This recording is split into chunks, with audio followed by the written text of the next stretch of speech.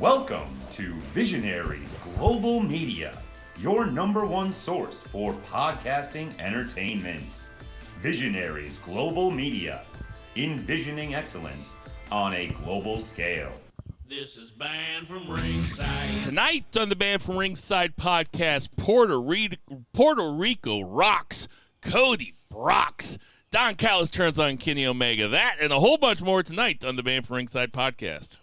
Yeah, that was kind of lame. I wouldn't go that far, man. I was about to say, Kind of lame. put under the gun. I think that was actually pretty fucking good. All right, I think you're going to like this. Ditch that 9 to 5. It's time to feel alive. Hello, Marks. Welcome to the Banned from Ringside podcast. As always, I'm your host, Bill Vagey, a.k.a. Omos Famous. That's my favorite Game of Crow movie. And sitting directly across from me. I think we're done with the Omos ones? We ain't. No, I know you ain't. Across from me, we have Jason Cornelius Bell. What's going on, JCB? That's fucking funny.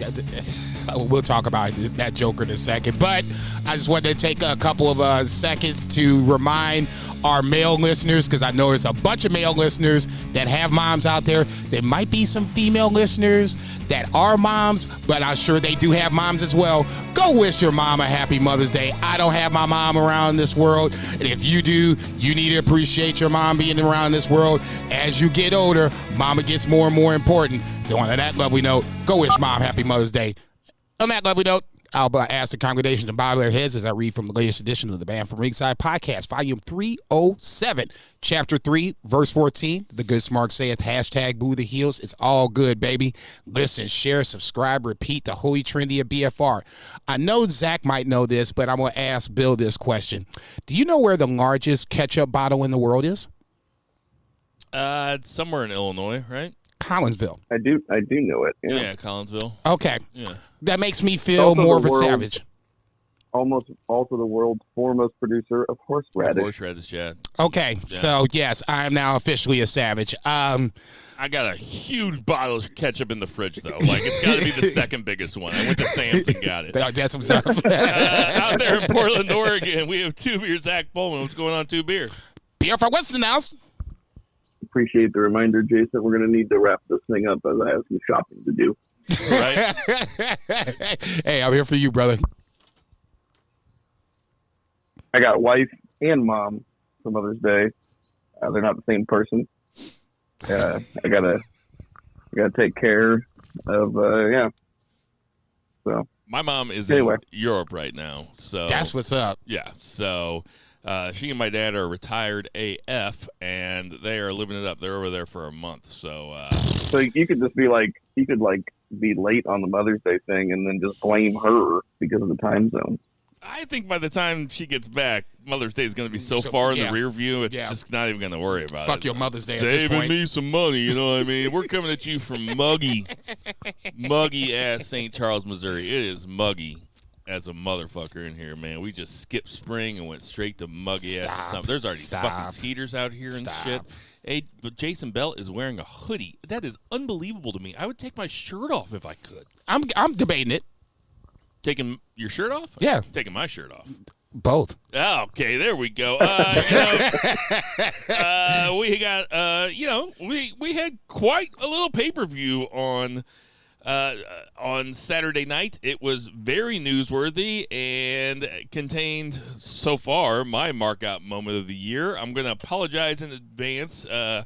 We were on the text thread Sunday morning. I was on my way to golf with Vice. Vice was giving me a ride, and we were kind of texting back and forth. And there were some spoilers that went around. I was actually very surprised that you guys had not heard the Carlito spoiler, but the Savio Vega one we kept under wraps.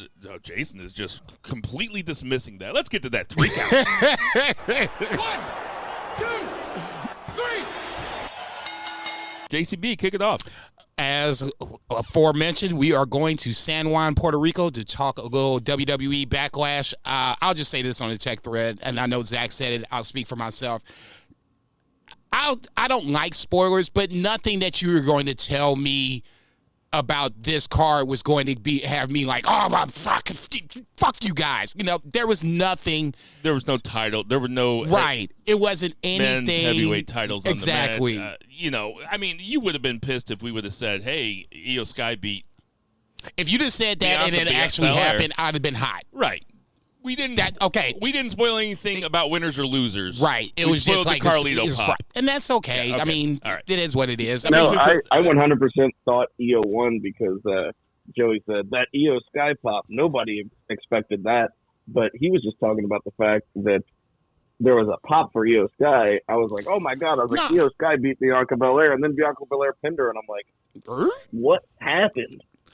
I would go this far, and let's just start right there at the top, because I think, for me, this was the match of the night, just because how San Juan, I won't say turned on Bianca Belair, but they were definitely behind EO Sky from the start. So I don't know what the details are, but I think there is some sort of historical connection between Puerto Rico and Japanese wrestlers. Like, Japanese wrestlers used to I should probably know this. Used to travel to Puerto Rico all the time instead of going to the mainland, or like there was some sort of like wrestler sharing program between Puerto Rico and Japan, to where like Puerto Rico somehow just has like a super soft spot for Japanese wrestlers. I don't know the details, and that could be completely wrong.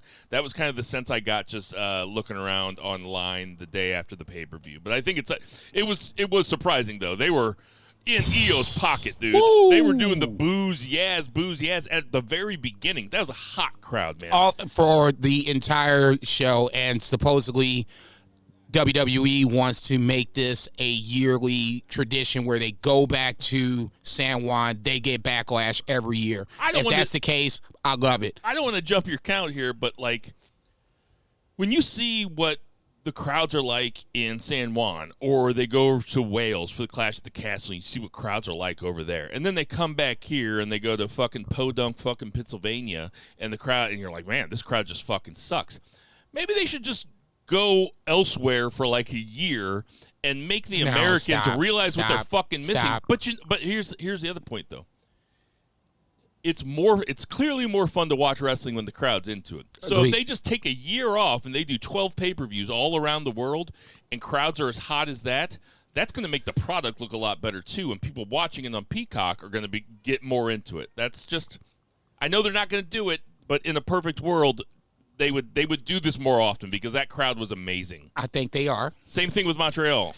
I said it before this was even a thing, that we should have been doing something over in England when Clash of the Castle first came out, and we saw that response. When we came on the podcast afterwards, I was saying then they should at least have one. Pick it. I don't give a fuck which one it is, but have one show in England every year. And I'm going to look at you and nod and pretend like I remember you saying that. It's on tape, baby. Okay. I believe you. Okay. I'm just saying I don't remember. Okay. I'm going to keep to the script. Same thing, where now you have San Juan with such an amazing response to the WWE product, the press conference, the actual matches itself. I mean, they were into everything. Even matches I didn't even like, they were into. This was the particular one that I was surprised that they, like you said, EO Sky had the fans in her back pocket. Bianca felt like a heel for 30 seconds. I caught myself thinking, is Bianca Belair's title reign boring? You know, I'm like, damn, you know, San Juan made me start, I think a little so too. San Juan started to make me, you know, question some shit. All in all, I thought this, like I said, this was the best physical match, the best psychological match down the line. But the physical match, I thought this was the one. Obviously, Bianca Belair goes over and retains. Title switch down the line. You knew that was going to happen. But for me, this was a showcase for EO Sky. For those who haven't seen her, this is now a chance to get on board or not even worry about it one way or the other. Zach, what do you think about this match? Oh, man, it was awesome. You know, look, on paper, this looks like it would deliver, right? Because both these women are fantastic. And it just absolutely delivered. Bianca is so dynamic. Besides the fact that she's just like oozes charisma as a star, she's just like an absolute powerhouse athlete and so fun to watch. And EO Sky is super fun to watch. The only thing was scary was she did that cool press slam and then dropped EO right on her face. She sure did. And I was like, ooh. That was like the only bummer. Everything else was a huge highlight, except for my confusion that I mentioned before, where I thought for sure Io was going to win, especially with the crowd being behind her that whole time. I'm like, oh shit, they actually did it. And then alternate timeline. But yeah, good shit. Crowd would have popped. Today's the first time I watched that match. I got home right before Carlito came out. We were at my brother's watching the Derby, and so I went back today, and I heard that the Io Sky match was good. I heard Rhea Ripley match was fun, and of course they had that huge moment with Zelina, which I'm sure we'll talk about later. But I went back and watched that match today, and I was like, how good could it be? How much can they really be going crazy for Io Sky? It was really, really fun. Like we said, I love that look that Bianca gave close to the beginning, where she looked around to the crowd. And she was like, "Okay." She's like, "Okay, you guys are pro Io. Let's." And then she kind of wrestled as a heel for a little while. It wasn't quite Hogan Rock at WrestleMania X8, but she did Io did kind of wrestle from underneath for a while, and then that was completely shattered once Damage Control came out. And it's like, okay, well, they're the heels, and man, they use Bianca's hair a lot. I guess they always do, but I paid a little bit more attention to this match just because it was so good. I was glued to it when I finally watched it today. Stuffing cloth diapers. So I loved it. 4 stars for me. Now, I do think what you said, like Bianca, like just rolling with it and being so adaptable and being so comfortable in her own skin to just be able to adapt like that on the fly. She's really come a long way since she started, and she's like a full-on pro now.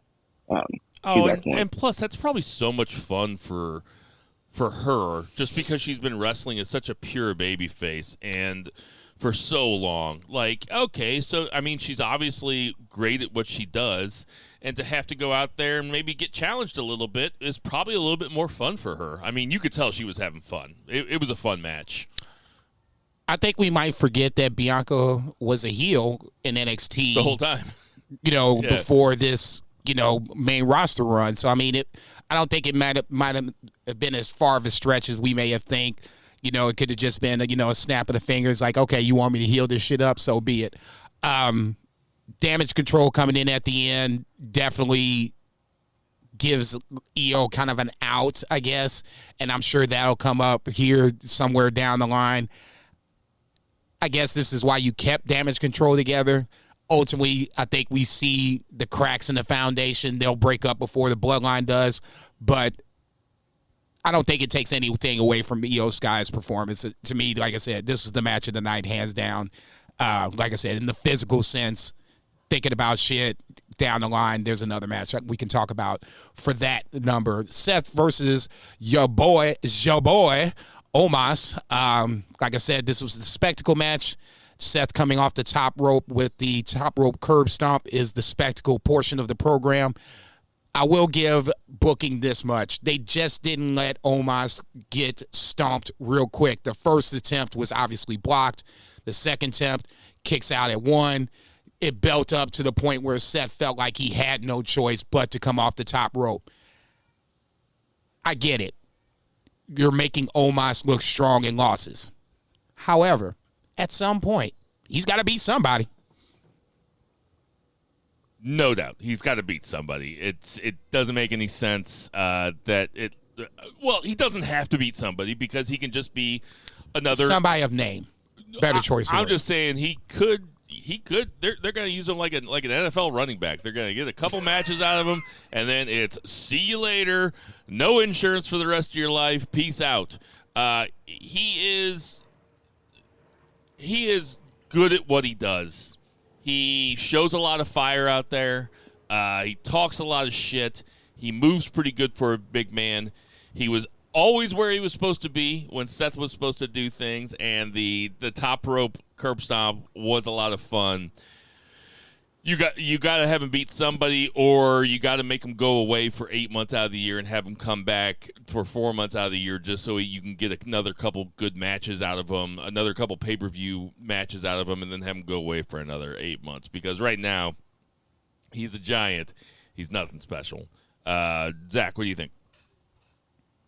Yeah, I agree. This is also his best match that he's done. The Brock match was kind of fun, but it was just a couple minutes long. This match was great because you just had Seth doing stuff to him, but at the same time, he wasn't having to sell, because his biggest problem is selling, which is a big giant. You don't normally have to. So, but that's his weakest, characteristic by far as wrestling goes. But it was fun, funner than I thought it would be. I bet his biggest problem is sitting down in an airplane, but his second biggest problem is probably selling. Jesus. I'll tell you, that motherfucker needs his own fucking aisle. I mean, goddamn. Sorry, nobody can sit in 34C. This is Omos's row. Did you guys know that PW Insider, the website, journalists like me, do you guys know that they release after pay-per-views who produced each match? Did not know that. This is the first time I'm seeing it, or the first time I saw it was today when I was dicking around, and it is. I was like, man, I don't need to know all that behind the scenes shit, and think about that All Access. Oh, I do. I'm always like, I don't need to see All Access. I want to know who I can blame. This shit is really interesting. T.J. Wilson produced the Bianca Belair Io Sky match, and that's Tyson Kidd, right? Correct. Adam Pearce produced Seth Rollins versus Omos. I'll tell you each one as we go along. So yeah, I mean, it was okay. I think we all – did I pick Omos last week? I don't think I did I? No. I mean, you were drunk. You weren't that day. No, I didn't pick – okay, cool. I didn't pick him. Okay. All right. What was next? Y'all motherfuckers on that man's team, and it's just like, shoo, I didn't pick him. It's kind of a troll job on you, though. Come on. Hey, kiss my ass. Y'all motherfuckers on that man's team. Okay, what's next? Bronson Reed versus Bobby Lashley versus Austin Theory. Triple threat Bill Vegas special for the U.S. title. Austin Theory goes over. I wouldn't say it's a huge surprise. Lashley kind of gets the shaft-a-rooney, if you will, takes out... Well, I'm sorry. Did he get the pin, or was he the one that got pinned? Reed got pinned. Okay, so Lashley took out Bronson Reed. Right. Theory throws him out of the ring. Cerebral assassin type shit. This was some Triple H shit. 101 gets the pin on Bronson Reed. I guess for me not remembering it, I guess this is ultimately where I'm going with it. I'm kind of waiting for Bobby Lashley to be in line for Roman Reigns at some point. I'm waiting for Bronson Reed to get some sort of it feels like a legitimate push, but unfortunately, this wasn't the time or the place. Austin Theory might be the next biggest winner out of guys that aren't named Roman Reigns for the champion. He might hold the U.S. title for a hot minute. I'm not saying it's going to be, 1,000 days or no shit like that, but 6 months, 9 months, that feels about right, because Austin Theory would have no place to go but up. He looked incredible in this match. What you think, Zach? It was fine. Kind of forgettable. Like Jason said, I was like, I couldn't even really remember the finish, right? But it was totally acceptable. I enjoyed it while I was watching it, but I'll never think twice about it again. It was pretty short. Also, I thought that Bronson Reed looked like a badass in this match. I didn't say he didn't. No, I didn't say you didn't say he didn't.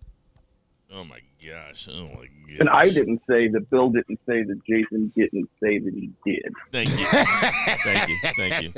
I thought that Bronson Reed, that he's gonna hit that. He's gonna hit that. The shooting star press on somebody at some time. Shooting star press. What? What did he do? He did a. Yeah, he did a.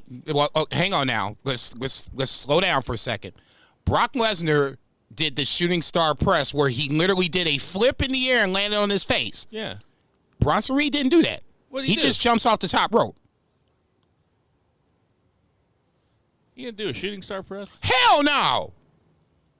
Zach. I want some of what Bill was having. Okay, thank you. Pass that shit over. I was dead sober today. I was fucking folding diapers. Okay, you guys go ahead and talk. Okay, so it was just a splash? That's his finisher. Yeah, I know. I thought he did something else. Oh, so, let's get this straight. You go ahead and talk. Listen. And he doesn't even really jump. He just kind of falls off the top. Yeah, it's just like, okay, I'm on top and get real close because I can't jump. I'm just going to kind of push myself off. Tsunami! You guys keep talking. I will. Thank you very much. Rhea Ripley versus, Selena Vega for the SmackDown Women's Championship. Highly emotional moment for Selena. Obviously, her father died in the 9/11 attacks, and this is her coming back home with mom, stepdad, family, friends, the whole shebang, wearing the Puerto Rico flag as a part of her gear.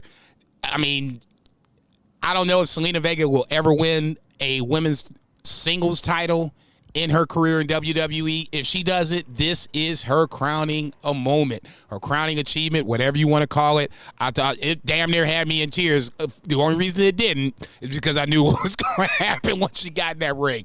Rhea Ripley, God bless her, is the right thing to do, right woman to do it. Even Puerto Rico post-match was giving Zelina Vega love, which you should. But unfortunately, this was kind of a knife in the gunfight scenario where you brought Zelina Vega in. She got the love, but the right woman went over. Rhea Ripley wins fairly quickly. Zach, what'd you think? Yeah, I mean, it was cool for Zelina because we got to watch somebody make a memory, right? That's a core memory for Zelina Vega and for her, especially after, as Jason said, her dad died in 9/11, and then they had that Raw show and the anniversary of 9/11, and her segment got cut. She had special gear and shit. I'm laughing. It's so terrible. I totally forgot about that. So really nice that they, she's challenging for the title. Her gear was great, and they really Puerto Rico, the crowd, and just across the board as far as this entire show and the SmackDown before it, really elevated this pay-per-view. I mean, there was some good matches, but this crowd took everything to the next level and really probably jumped this whole thing up a letter grade. Damn! Oh, absolutely. A letter grade?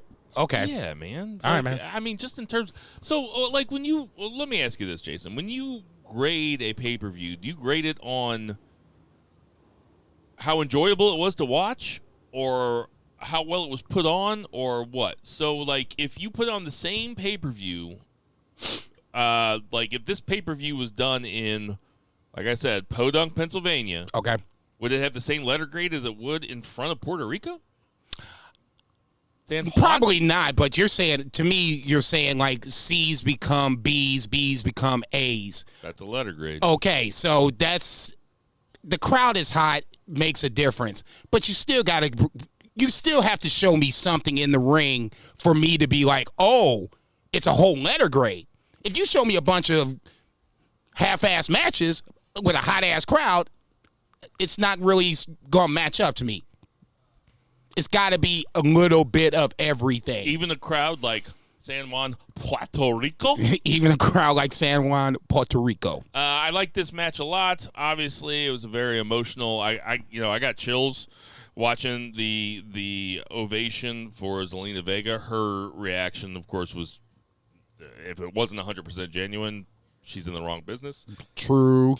But yeah, Rhea made her look good. She made Rhea look good. The right person went over. Damian Priest versus Bad Bunny in a San Juan street fight. Second favorite match of the night for me personally, physically wise. Both guys got over, as far as I'm concerned. Was this the best San Juan street fight you've ever seen?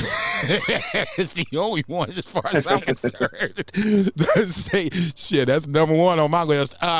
Number one on my list, too. Damian Priest made Bad Bunny look good. Bad Bunny made Damian Priest look good. I think both guys get over in the end of the day, even though Bad Bunny actually physically wins the match. This is just me personally. Celebrity wrestlers, I still have Logan Paul 1, McAfee 2, Bad Bunny 3. Bad Bunny closes the gap with McAfee, but not enough for me personally to have him jump over. I would like to see him do something without all the weapons, even though this was a match with the step. He used the weapons the way he should have. He broke that Damian Priest down. Damian Priest sold the leg at the end, which made that more and more interesting. overbooking at the end, it was just going to happen. You're not going to have Judgment Day and LWO in the back and not have people come out. Surprise with Savio Vega. Obviously knew about Carlito, so that was cool to see Carlito back. I personally wouldn't see him coming back for a little bit of a run if WWE and Carlito can come to some sort of agreement. Neither here nor there. Savio Vega too. He ain't got to be back all the time, but just every now and then you can drop him in the lap. Ultimately, end of the day, both guys get over. Bad Bunny goes over. And like I said, to me, this is the second best match of the night. Zach, what'd you think? Oh, super fun, total spectacle. I was not watching wrestling when Carlito was around, so I was just a guy to me, but it was fun. I was watching wrestling when Savio Vega was around, so that was cool to see him.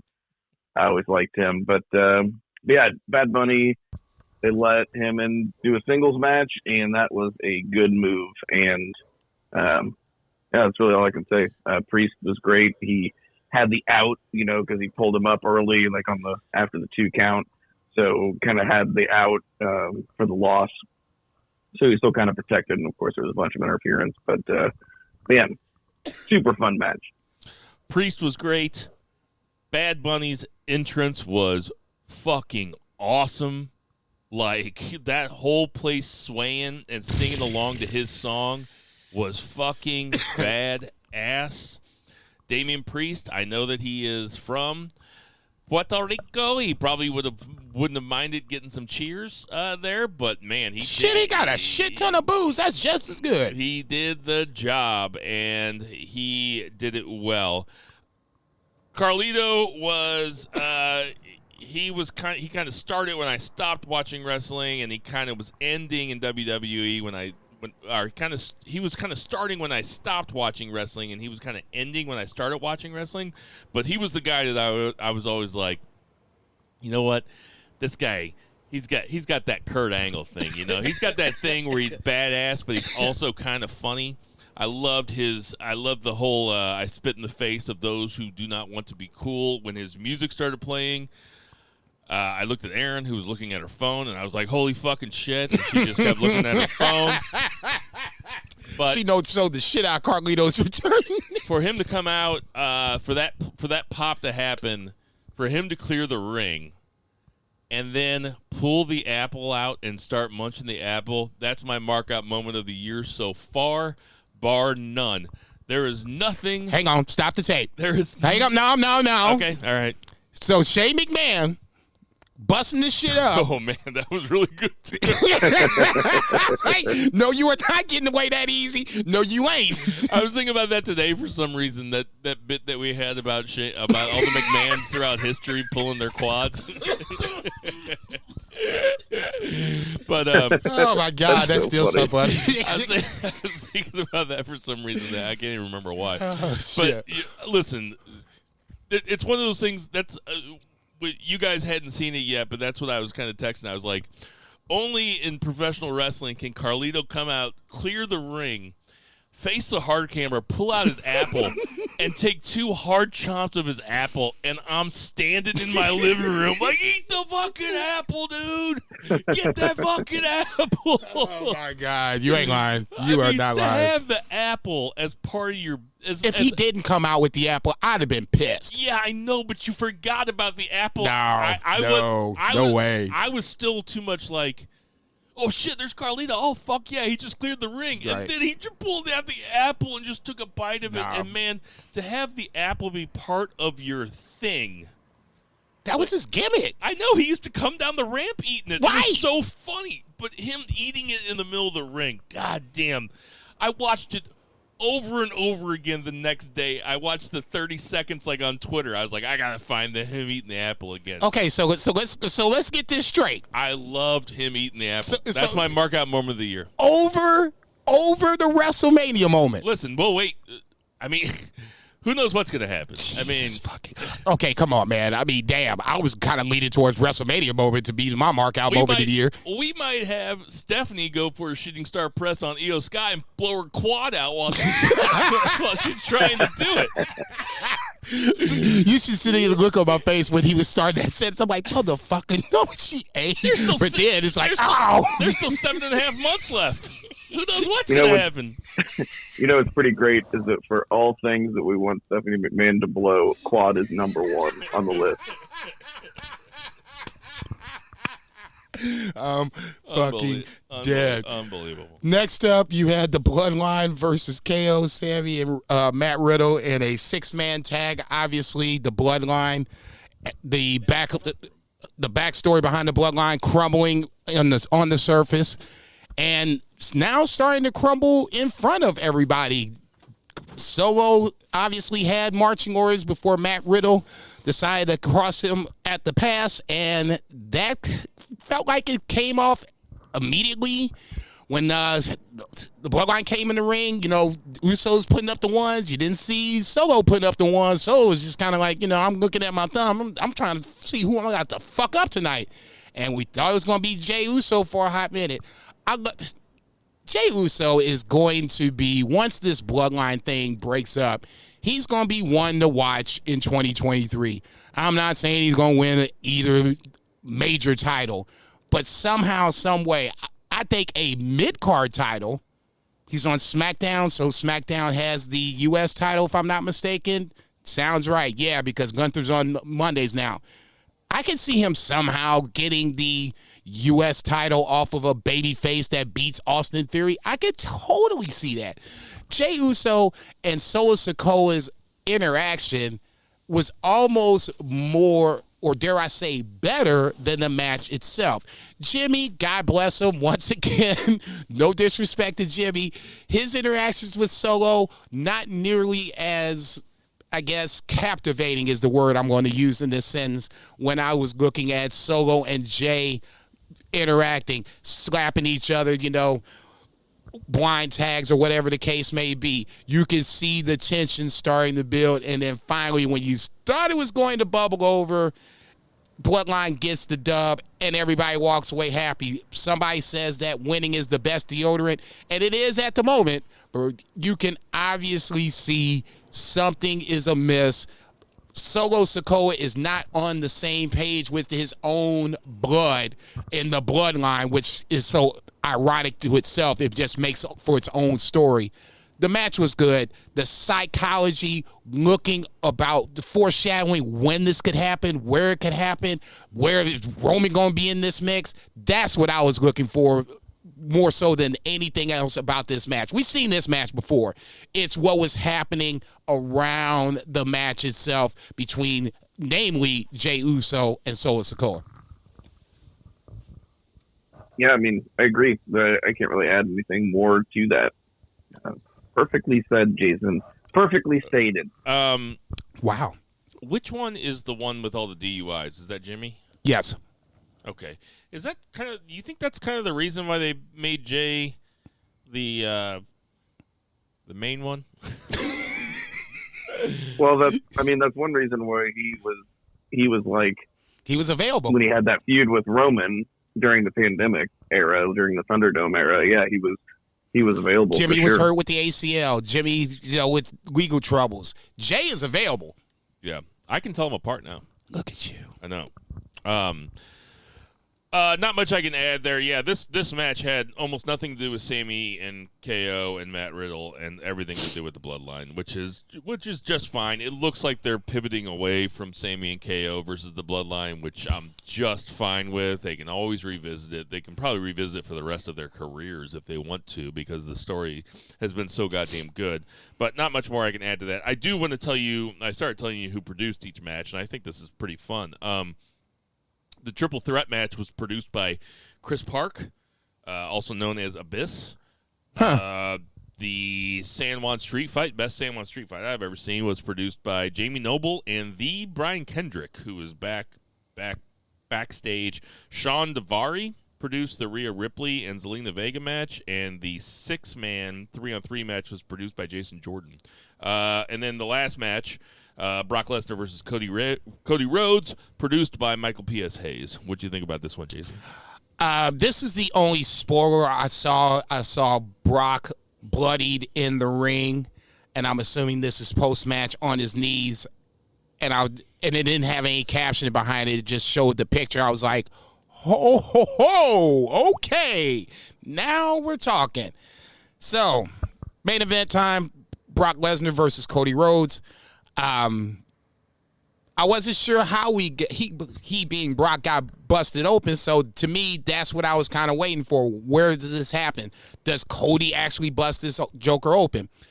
Brock is as dominant as usual. Cody sells the way he should. No problem. The exposed turnbuckle spot where he being Brock Lesnar, hardways himself in that turnbuckle, I didn't think it was going to be the spot. And then when he came back and I saw the blood immediately starting to come out, I was like, oh, that is the spot.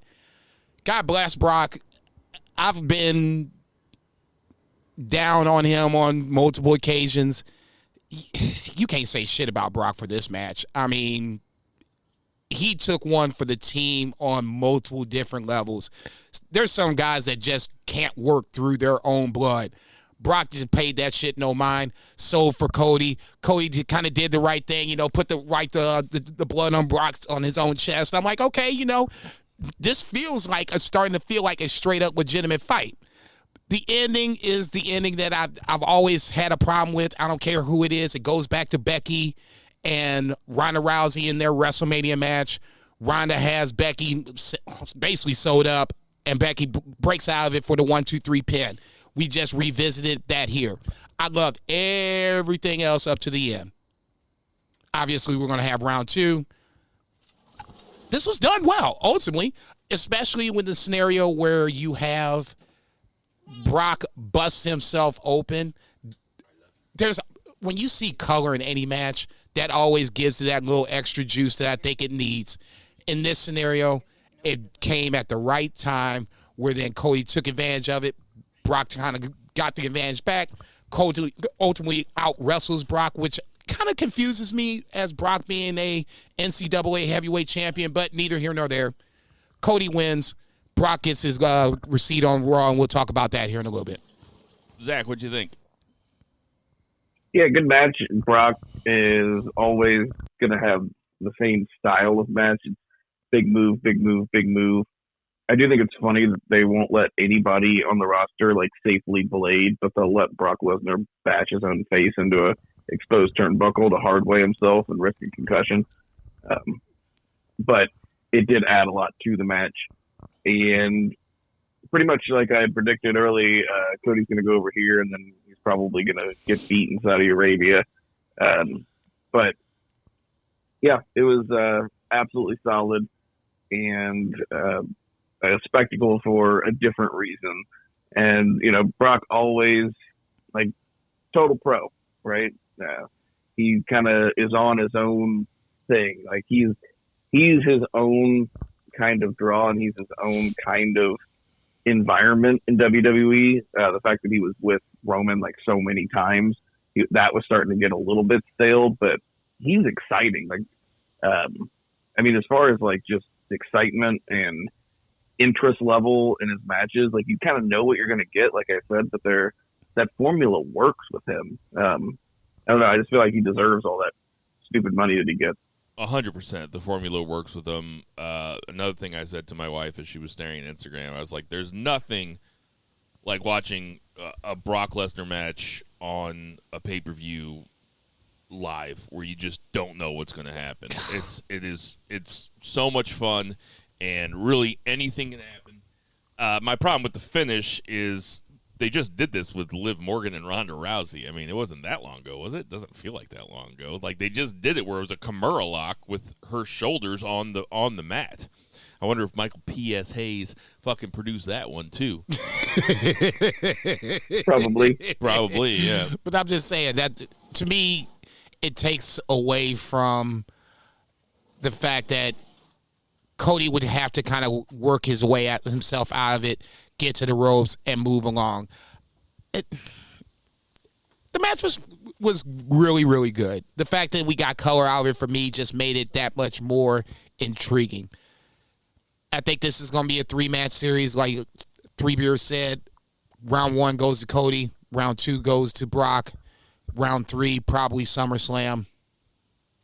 I'm assuming it would be Cody, but, only time will tell. So that's going to wrap it up for Backlash 2023. Like we always do on pay-per-views here, I'm going to ask you all for a letter grade. Oh, before we get to the letter grade, I should point out the predictions. Oh, Jesus Christ. The predictions final, or the totals were Bill got 6 points. Jason got 6 points. Okay. And 3 beers. Zach Pullman got 8 points. He picked the heels versus the faces in the 6-way, and he also had. He was the only one of us that had Austin Theory winning. You and I both had Austin Theory as the second most likely to win. So, Bronson Reed. I'm going to ask you. I mean, Bronson Reed's the only one that's not on the same show as the other two going forward. We should have known better. No, that was actually me. You just browbeated me into it, so that's my fault. I browbeat you into what? You browbeated me into taking Bronson Reed last week as number one. My own Jedi mind trick worked against me for once. Okay, so letter grade. What do you give it, Jason? B. Zach. Well, I was going to go B+, but since I did so well in predictions, I'm going to go A-. Yeah, I give it an A-. There wasn't a bad match on it. I agree with Jason. I think that Io Shirai, or Io Sky versus Bianca Belair, I think it was the match of the night. It wasn't necessarily the moment of the night, and every single match delivered. There was something. It was a well varied card, and every single match was fun. So I give it an A-. My wife is talking off mic, like it's almost like having Bo here, Bo Geisman. He always talks off mic too. I give it an A- because the heavyweight belt was not defended. I think Roman's got to show up for work, dude. Dude, we're getting ready to settle that. I mean, then if that's the only gripe you have, give it the A. You're not going to browbeat me into my letter. Give it the A, then. No, Give it the A. A-. Then why? If that's the only thing that's wrong with it, why is it an A-? Because I think Carlito could have eaten 2 apples.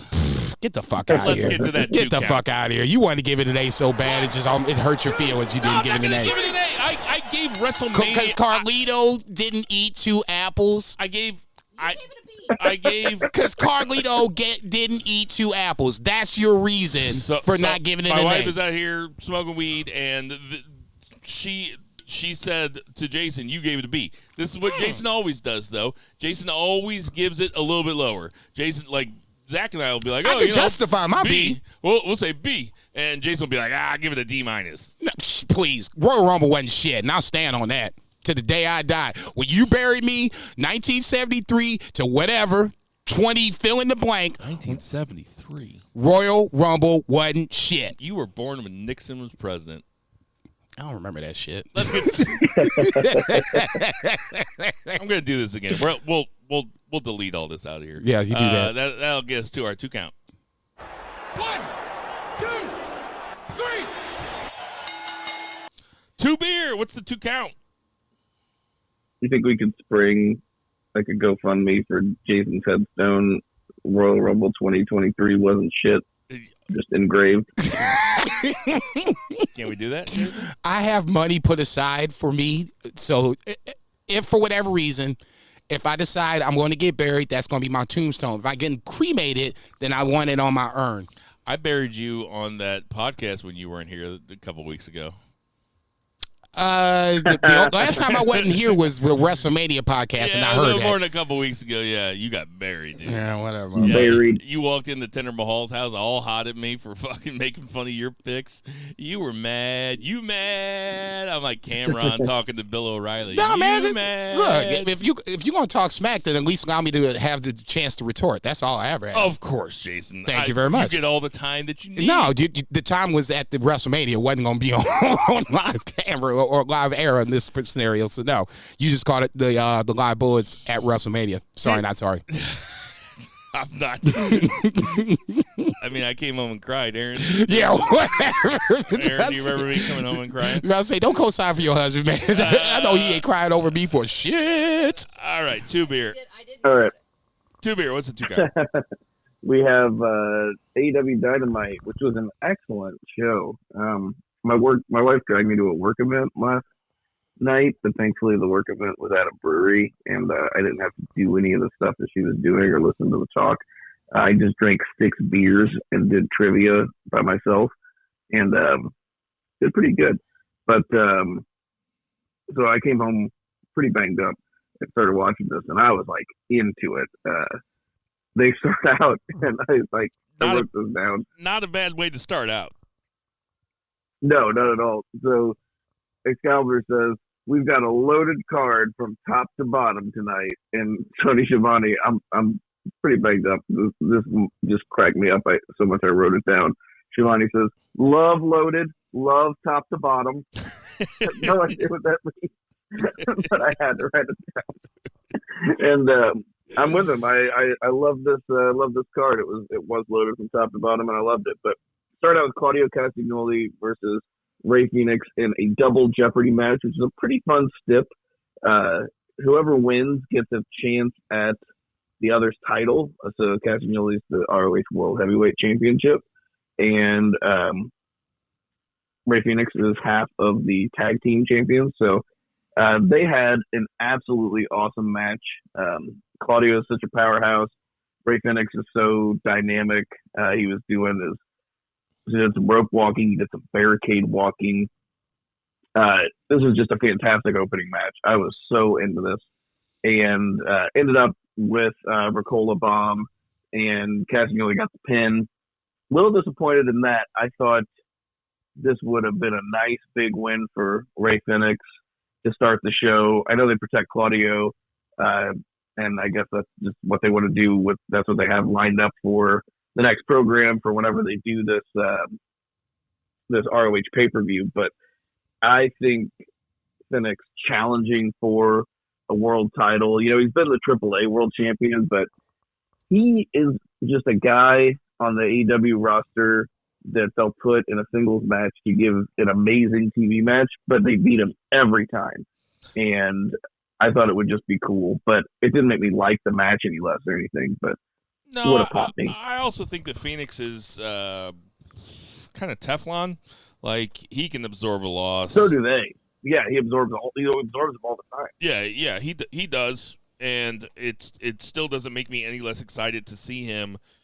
When they opened up and it was Claudio versus Phoenix, and I was like, "Holy fucking shit!" Like, this is kind of a dream match. The only, and this is really nitpicky, the only problem I had with this match was when Claudio tried to. He had Phoenix pressed, and he tried walking up the stairs with him. And I think that Claudio probably said to him, "Hey, man, I'm not going to make it." And Phoenix started kicking him back down, because I think that the probably the planned spot was Claudio carrying him all the way up there. A la Bianca, Sasha. Right, and he just couldn't do it, which, you know, the world knows that Claudio is not strong at all and a big-time pussy, so it doesn't surprise me at all that he couldn't do it. Yeah, right. I could do that shit. It just shows you how probably hard it is, you know, but it's more so credit to Bianca versus, you know, a shot on super fun Claudio. Match. Two of my favorite guys. You know, I have a lot of them, but they're two of my favorite guys. Super fun match. Claudio going over makes sense. Didn't surprise me at all. I loved it. I'm just catching the last bit of it, but I can basically agree with what you. I'm sure what you guys have said. Phoenix is basically someone that I feel like is going to be in the main event picture at some point. Claudio is the main event guy, so I mean, this isn't too far fetched out of the realm of possibility. I was rooting for Phoenix. I'm not gonna lie. Would you not want to see this ran back for the title? Of course you would.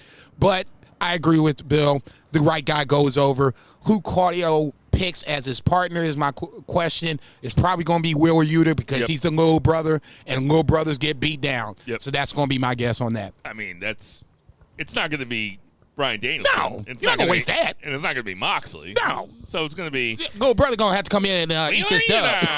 Forged in combat.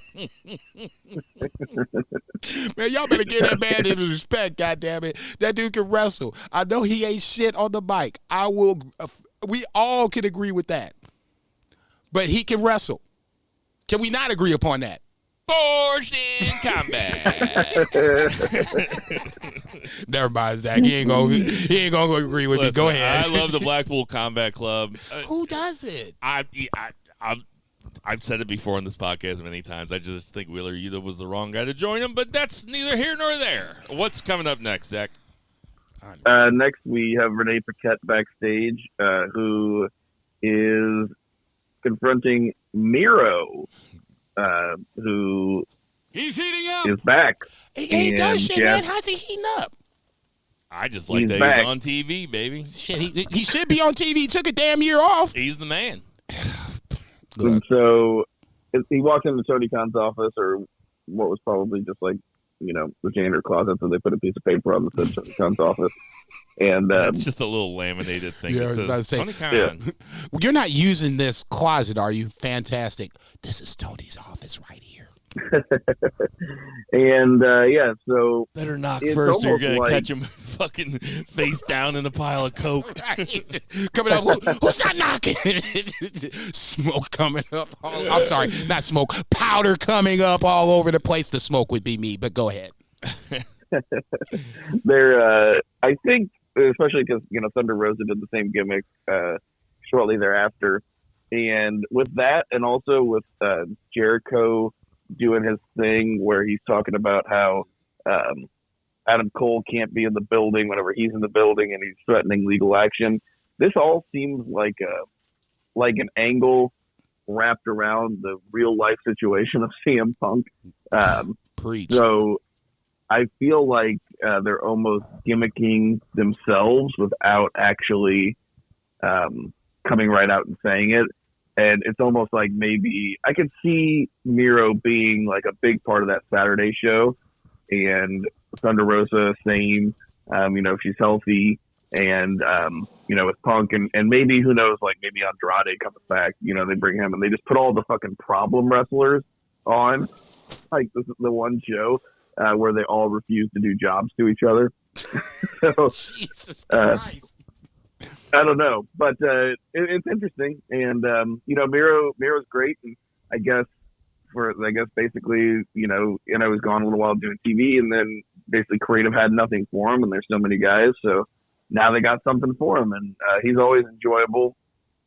Definitely a fantastic mid card dude. Like he's not like a big main eventer, but he's a main event guy in the sense like a great challenger for the main event, but I don't know that he's like world title material, but he's a great challenger, and he's fun to watch.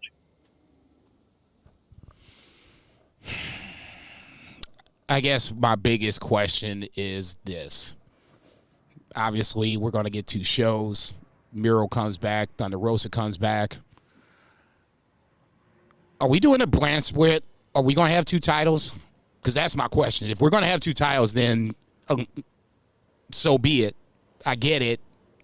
If not, then you're going to have guys that aren't wanting to play nice in the sandbox together in scenes and segments, matches that can be dicey. I hope we don't get a brand split. I can see them shuffling people around. It's kind of a brand split to begin with. It's a soft brand split. They haven't said that there's going to be a AEW Collision champion. That would be terrible, in my opinion. I'm not saying that I wanted it to happen. I'm just saying, could this happen? What if this does happen? I mean, it's basically setting up to where the CM Punk roster is on Collision. All those that can hang with CM Punk or can wrestle with CM Punk will be on Collision. Everybody else... Did they announce that it's called Collision? It's basically the name I see in hashtags, in articles, or whatever the case may be. Thank you. So next week, the big announcement, hate to skip. I'm sorry, 2 beer or 3 beer. I'm going to step on your shit for like 30 seconds. Obviously, next week's announcement is Warner Brothers and AEW, 4 years, $1.4 billion. That's why you have Dark and Dark Elevation going. You're going to announce same day. You're going to do a Saturday show called AEW Collision. CM Punk obviously is going to be a part of that, and you go from there. Like I said, all well and good. You get everybody on, Miro, Andrade, Thunder Rosa, I'm all for it. But if you can't, if you're not going to have these guys together on one show and be able to play nice, how are you going to do 2 shows and then ultimately build up to Double or Nothing, All In, whatever the case may be? And on one night, now you're going to have to be like, okay, everybody, I'm going to need y'all to act right for 3 or 4 hours. The last time they tried that, CM Punk showed his ass. I don't know. I'm interested to see what this Warner Brothers deal is. I know people are floating that huge number out. That seems massive to me. I'm sure they're going to get a rights increase, and that's just great for AEW, and it's great for wrestling because that means, AEW is already, here to stay. They're doing very well. They're always in the top 10 cable network shows. So I think if it's going to be an all-encompassing Warner Brothers thing, then them being on HBO Max or something like that would be phenomenal, just to put all the Dynamites on a streaming platform. How great would that be? That'd be super fantastic. But we're going to have almost 4 years worth of the library now. They're almost 4 years old, which is crazy to think about this October. So anyway, I just hope they don't do a hard brand split. It's fine if you don't want to have certain people on the shows together, but I fucking hate the brand split in WWE. I would hate it in AEW too. I agree. I mean, I don't mind the brand split. Just make the brand split a brand split and hold to it. I mean, that doesn't bother me that much. I don't think the number seems that big if you think that's going to be stretched over 5 or 6 years, which I think is what they're talking about, right? So, I mean, that's basically what they got for Peacock, or what Peacock gave WWE for the library and for the live events. I mean, $200 million a year over 5 years. I mean, that's fantastic. I mean, AEW's got a lot more money to sign a lot more talent. Brock Lesnar's going to get much bigger checks from WWE. Ultimately, that's what I was thinking, is that it gives AEW more viability to do moves, to do things overseas if they want to do it. Get a streaming service going if they want to do that. So, I mean, the naysayers for AEW are going to have to take a seat for a little bit and, unfortunately, let this thing play itself out, because I didn't think it was going anywhere to begin with. This just now kind of reinforces the fact that it's not. Here's what I really don't want them to do if they have extra money. I really don't, because I understand that Goldberg's been out there talking about how he wants a farewell tour. I do not want AEW to sign Goldberg. God damn, please don't do it, man. Just please don't do it. That's all I care about. Even if he goes over Eddie Kingston? No, come on, man.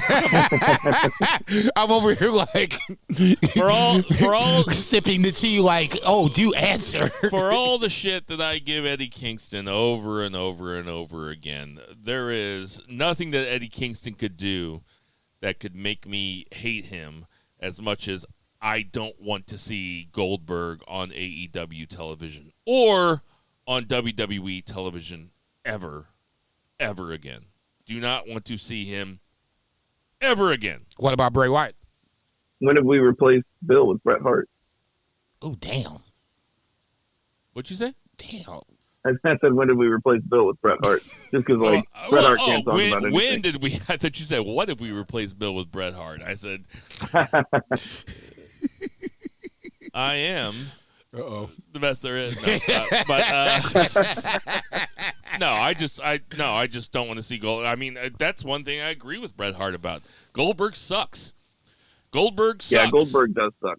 Goldberg, and if he's going around saying that he wants to do his farewell tour, guess what? That's how you get fucking booed off the WrestleMania stage with Steve Austin standing in the ring with you and Brock Lesnar, because you're a fucking douchebag because you say that you want to have your farewell tour.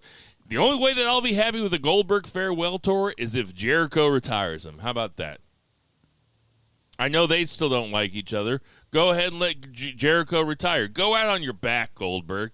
Hey, Goldberg, come fucking find me, you fucking old bitch.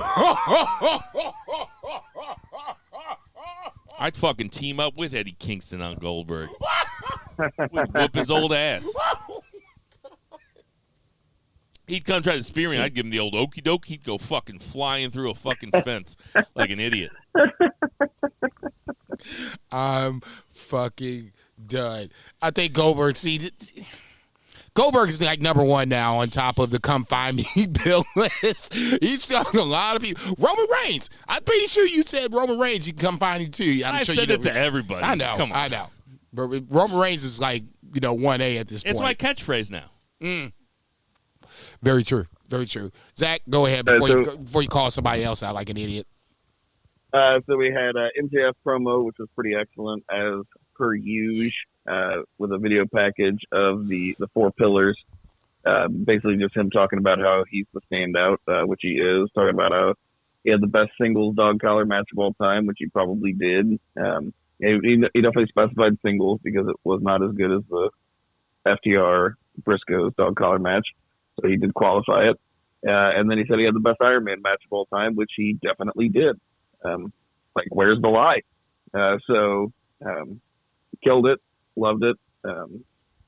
This is good shit. It's almost better than when he does these backstage performances or these backstage like pre-recorded. I almost like it better because when he's in the ring, he has one tone of voice, right? And you guys know exactly what I'm talking about. Like, he sounds the same. And when he doesn't, it's like special, right? When he did some stuff with Punk, when he did the stuff with Regal, he didn't have that, Houston, you are the worst. He just says like the same way. And he's like really putting his vocals out there. And he does a great job. But when he does these and they're a little bit softer and he's able to just like kind of speak, I think it's more impactful. Anyway. I wouldn't necessarily say I disagree. I just like MJF in general. I will agree with the fact that it was two different tones backstage, this pre-recorded vignette, much more, matter of fact, kind of Snoop Dogg. Snoop is one of my favorite rappers of all time because he doesn't remind me of other rappers. Other rappers going to yell and be demonstrative and over the top. Biggie's the same way. Much more laid back, much more just casual, matter of fact. Yeah, we came in, we fucked these bitches, we smoked a bunch of weed, we bounced up off the set. Pretty simple and self-explanatory. That's why I think I really like MJF, like you said, off camera versus on camera. From 10 G's for blow to 30 G's a show to OGs with hoes I never seen before. So Jesus, get off the notorious. Yeah, I mean this was a real. They had one for all four pillars. I pretty sure they were all really well put together. No, I liked them all. I said it on Twitter. If obviously this is the match they're going to go with, and it's probably the one to be the main event. You gave all four guys it's like a campaign, a presidential campaign, speech. Here's your 2 minutes. Tell us why you should be world champion. Even Christian coming out and, he was like, if Jack can get his head out of his ass, he can win this match and become world champion. So, even with guys that didn't like the person that they were talking about, giving them, putting them over and giving them their props, it's going to give fans a chance to like guys who they want to like, dislike guys who they don't want to like, and you're going to put all four of these jokers in one match. I mean, Sammy Guevara and MJF in a match into itself is a fucking heat magnet. I can't imagine. Where is this? Las Vegas? Las Vegas is going to be crazy for this main event. I'm not saying it's San Juan crazy, but it's going to be pretty fucking hot for sure. All right. So next we had FTR came out and they said that they wanted their best friend Mark Briscoe to come out. And instead we got Jay Lethal, Jeff Jarrett, Satnam Singh. I think Satnam Singh was there, Sanjay Dutt.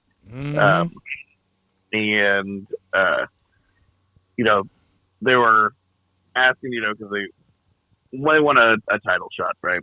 And so Mark Briscoe comes out to a huge pop, and he said that he's going to be the special guest referee for this match.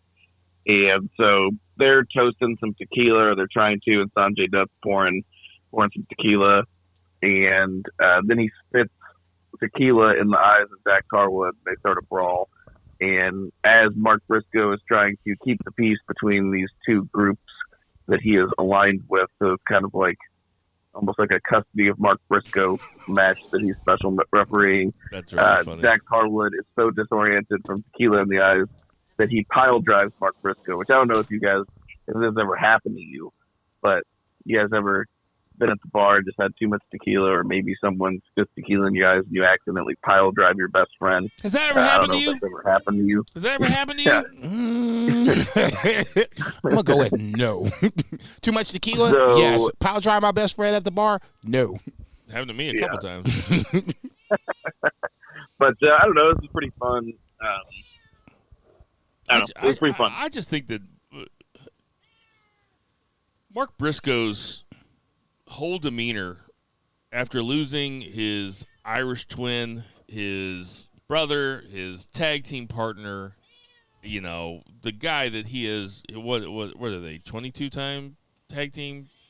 13? I don't know. I'm going to go with 16. I think I see this hat that says 16X. Somebody will be mad at me for saying High Five Time will be mad at us. I never pretended to be a wrestling fan. I'm a journalist. True. I'm the fan. Should probably have my notes, but I have it in my notes somewhere. Here, I'll look for it. Oh, yeah. But Jesus Christ, this guy just kept rolling, didn't he? I mean, good for him. God, I mean, great for him. Respect the fuck out of people with faith in God, because that clearly is getting him through it, and good for him. He is having fun, though. And it's a shame that it took the death of his brother to get him on national television. That being said, this was a fun segment, and I'm telling you, I know that people don't like Triple J, but FTR versus Triple J with Mark Briscoe as a special guest referee, that's going to be fun. There is no doubt. Expect some Memphis-ass shit in that match, man. That is going to be a overbooked, insane mess, and I am looking forward to it. I don't know where I'm going to be for that episode. I'm assuming it's a Sunday night, but it's going to be too long of a match for me to stand and boycott it, so I'm just going to pray to God that FTR wins and we could all move along. You would boycott that match? Probably not, no. What is with you boycotting matches, man? What? I did it twice. I had to go to the shower because I was going to I had to work that day. That's sorry. That's not a boycott. Okay, well then Brock and Omos, that's a straight up boycott, and I'll never take that back. Yeah, but why was that again?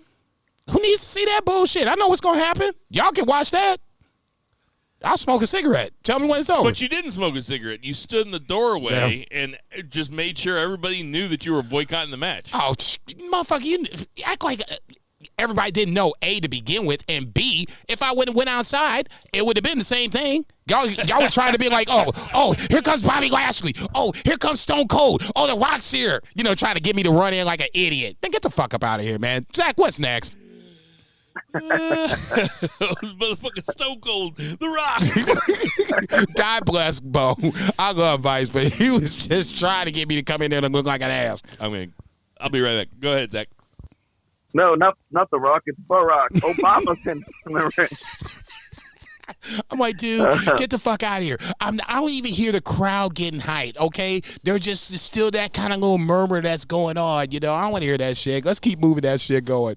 Fuck all that. You can tell it how you want to tell it. I'm not breaking my neck to come in here and fall down and then I look like the WrestleMania asshole. That's still going to be Bill, by the way. All right, Zach, go ahead. So Renee Paquette's backstage at Jericho. Like I said, he's doing that gimmick where he's got a court order for Adam Cole. Roderick Strong walks up, though, and challenges him to a Falls Count Anywhere match. Jericho accepts, and then Roderick Strong has a court order to say that the Jericho Appreciation Society are banned from Ringside. That's or right. Maybe the arena. So, but, yeah, that's going to be the match. TK, and you owe us some money. I say, we gotta get this shit trademarked, because every time I look up, somebody's banned from Ringside. I'm like, what the fuck, man? Shit, we should be getting paid. I know. Everybody's banned from Ringside. No doubt. Thunder Rosa shows up in the back. She goes into Tony Khan's office. She's been around for a minute doing Spanish commentary, so no huge news there.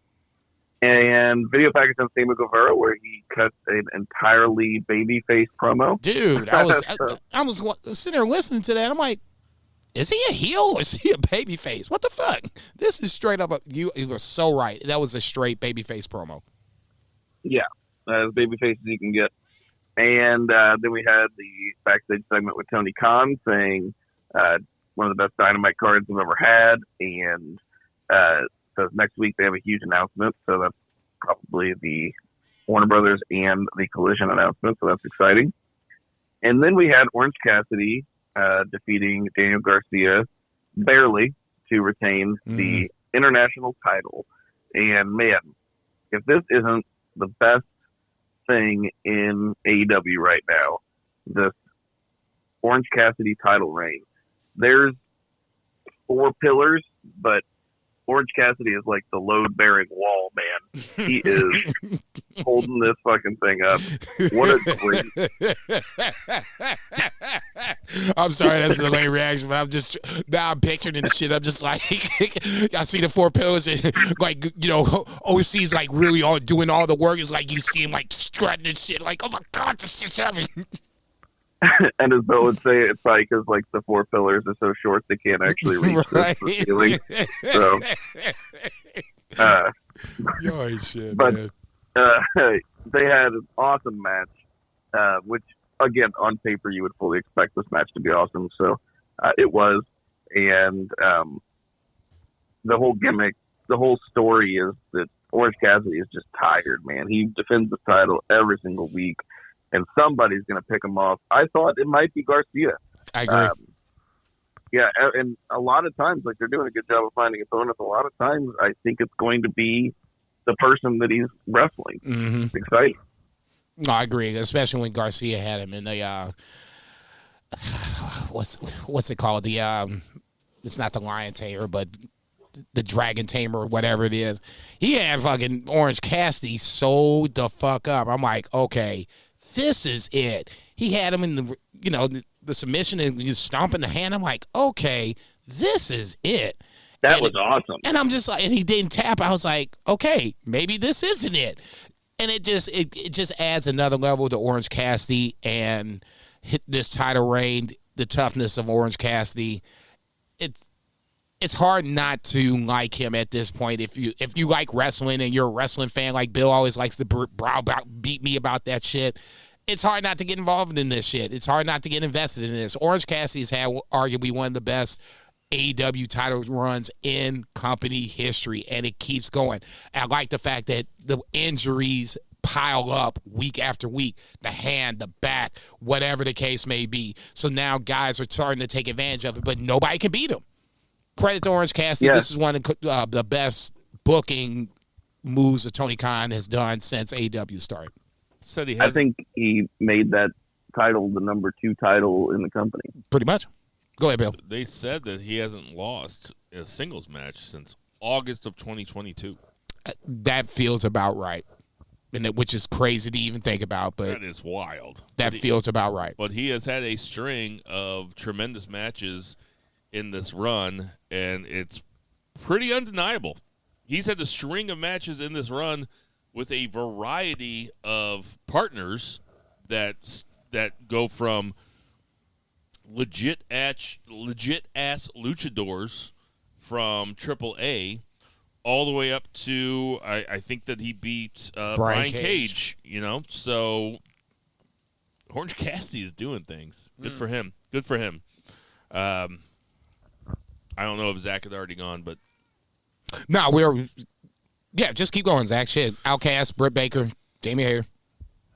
All right, yeah. So there was a video package with them and Hikaru Shida. So not much to say there, except we're just a couple weeks from a pay-per-view, and there's like no build for Jamie Hayter having a singles match. It's all kind of tied into this Soraya, Britt Baker kind of continuing storyline. So that's interesting.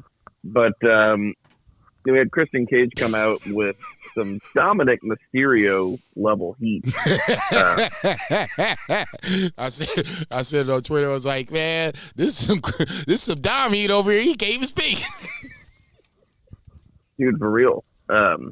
He had a ton of heat. So that was it was pretty funny because, you know, he's going off and he does the thing where he talks about dead dads. You know, he did the Jungle Boy, and then he said, because Wardlow, his dad just passed recently, and he's like, you know, you were looking for a new father figure, and I like gasped because he's like, and then you happened upon Arn Anderson, who coincidentally was looking for a new son. I gasped. I was like, holy shit. Cold-blooded. I was like,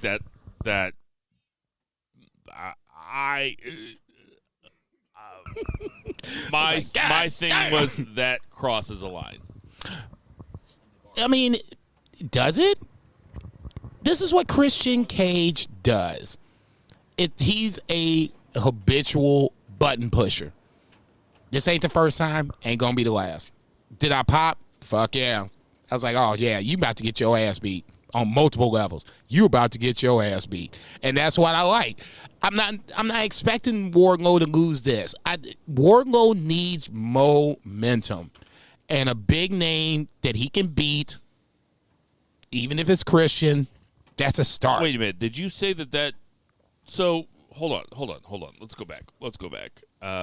So Christian Cage says Arn Anderson was looking for a new son. Arn Anderson's son just died. Yes. The 37-year-old Barrett Anderson. Yes. Just died. Yes. And then sorry, my wife was talking to me, so maybe I missed this, but he turned it into talking about Brock Anderson. Yes. Who was signed who was signed with AEW. Yeah. He was on ROH TV, I guess it was last week. Didn't feel like that's what he meant though. I don't think that's what I felt like. Go ahead. I don't think he intentionally was talking about the dead son, because he did mention Brock right away, almost to cover, like he realized that, oh shit. The fans was like, oh. Now he had to know that before that, though, right? I mean, Christian Cage is not the type of person that comes out there and like, I'm going to go off the cuff. Christian Cage probably has a long-standing relationship with Arn Anderson. Arn Anderson is a guy that used to produce all these matches in WWE the same way that we talked about producers tonight. Like, there's no way that Christian Cage didn't know that Arn Anderson's son didn't die. That was a... If that's the case, then he shouldn't have had to come back and talk about Brock. Because immediately after the crowd reacted, he talked about Brock Anderson. If that was all in all good, the way you're saying, then he should have never said anything about Brock Anderson. No shit. That's why it was just so. It's one thing to talk about somebody's dead dad. Like, people are supposed to bury their parents. Parents aren't supposed to bury their kids. Agreed. When you talk about somebody's dead kid, and I'm not saying that Christian did that. Of course, I mean, everything that I see about Christian, everything I know about Christian, he's a cool dude. Like, and he wouldn't overstep that line. Like Zach said, I was sitting there at work. I was typing it up. I had my little iPhone there, and I had my headphone in, and I was listening to it. And I was doing my little firing off emails, and I was like, whoa! I was like, holy shit! What the fuck did he just say? I sent that wrong. It was sent to the wrong email. What the fuck? If Arn Anderson's son never would have died, the other son, then that would have been pretty good if you're trying to get heat on Brock Anderson. But not if you're trying to get heat on... pretty strange. I don't think it's as strange as we think. I think Christian, this is what he does. It just, for whatever reason... I think he meant to do it, honestly. And the crowd reacted, and he kind of backed off of it. Okay? Really? Yes, I really do. If he has this relationship with Arn that... hey, I can go out here and anything I say is okay. I think he meant to say that to get heat on himself. That's what Christian does. He brought up Luke Perry. Do you not think Arn Anderson's son is above board at this point? Yeah, I do. I because don't. parents should not be burying their children. I agree with what you're saying, but we're still children talking. are supposed to bury their parents. Ultimately, you're talking about the same thing. We're talking about dead, fill in the You blank. can talk about Luke Perry all you want. Okay. I mean, especially if Jungle Jack Perry's okay with it. I mean, I'm not giving him permission. Like, I'm sure Jungle Jack Perry gave him the permission to say shit about his dad. I'm sure Luke Perry, if if I understand Jungle Jack Perry and his dad's relationship, they bonded over wrestling. Correct. They loved everything about it. So, I mean, I'm sure Luke Perry'd get a kick out of it, after he got over the fact that he was dead. But Jesus Christ. But I mean, the kid just died in March, though. It's May.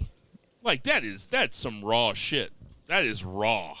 Look, I'm not disagreeing with that, but if he said it with blessing, in my opinion. Okay, so here's what I think. I think they have the wrong names of the tag team, because Christian is much more of the edgelord of the group. That's what I mean, right. Is he wrong? No, there is a lie there. Come on now. But listen, I'm not one to tell Arn Anderson if he can make jokes about his kid or not. But surely the kid had a mother.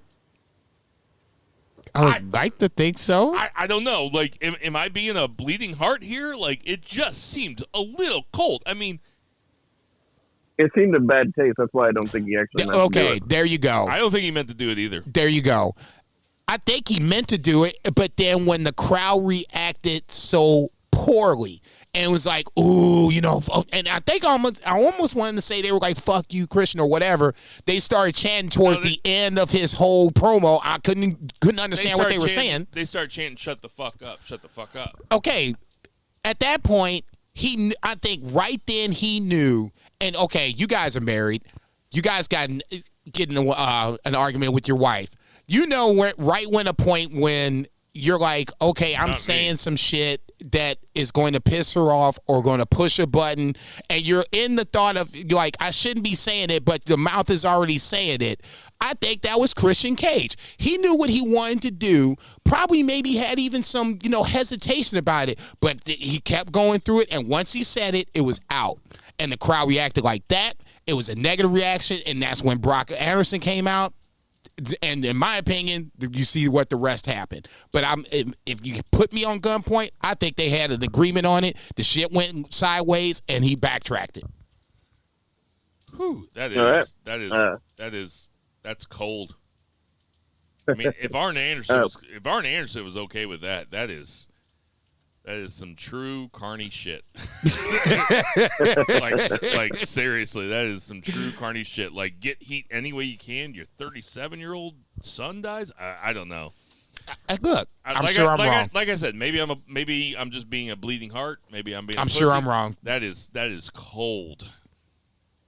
Look, we'll never know. Let's go like that. But hold on.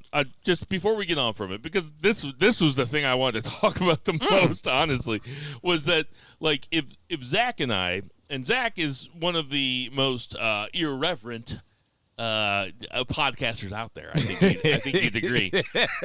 And I'm not one to shy away from anything that really happens in pro wrestling. If both of us, and I'm sure you did too, were you like, oh? I was like, damn. I'm at home, watching it live. I was like, oh, he went there. I mean, the gal that sits next to me in the cubicle next to me, and we can't see each other, but we talk to each other all the time. I go, oh, she go, everything okay? I was like, yeah. Yeah, we're good. Arn Anderson's kid died, and somebody's out there cutting a promo, and she goes, what? You want a bagel? Yeah, I'll take a bagel right now. Just hand it on over. This shit started to get good. Give me a bagel, Robin. This is the same lady. I don't know if I've told you this story, but, like, I always have my phone propped up and I'm watching wrestling. Did I tell you this story where she's like, yeah. Did I say it on the podcast? Yes. Okay, never mind. A couple weeks ago, I think. Sounds right. Never mind. She goes, oh, you just like to hear him grunt? You didn't bring me nothing to eat? Yes, I did. I'll say, got you on that motherfucker. Sorry. Robin needs to come on the pod so we can start find out what the fuck you Robin really be doing. Love you. I'll say, Zach, you hear that? Robin would love you. Go ahead, Zach. All right, video package with Darby Allin.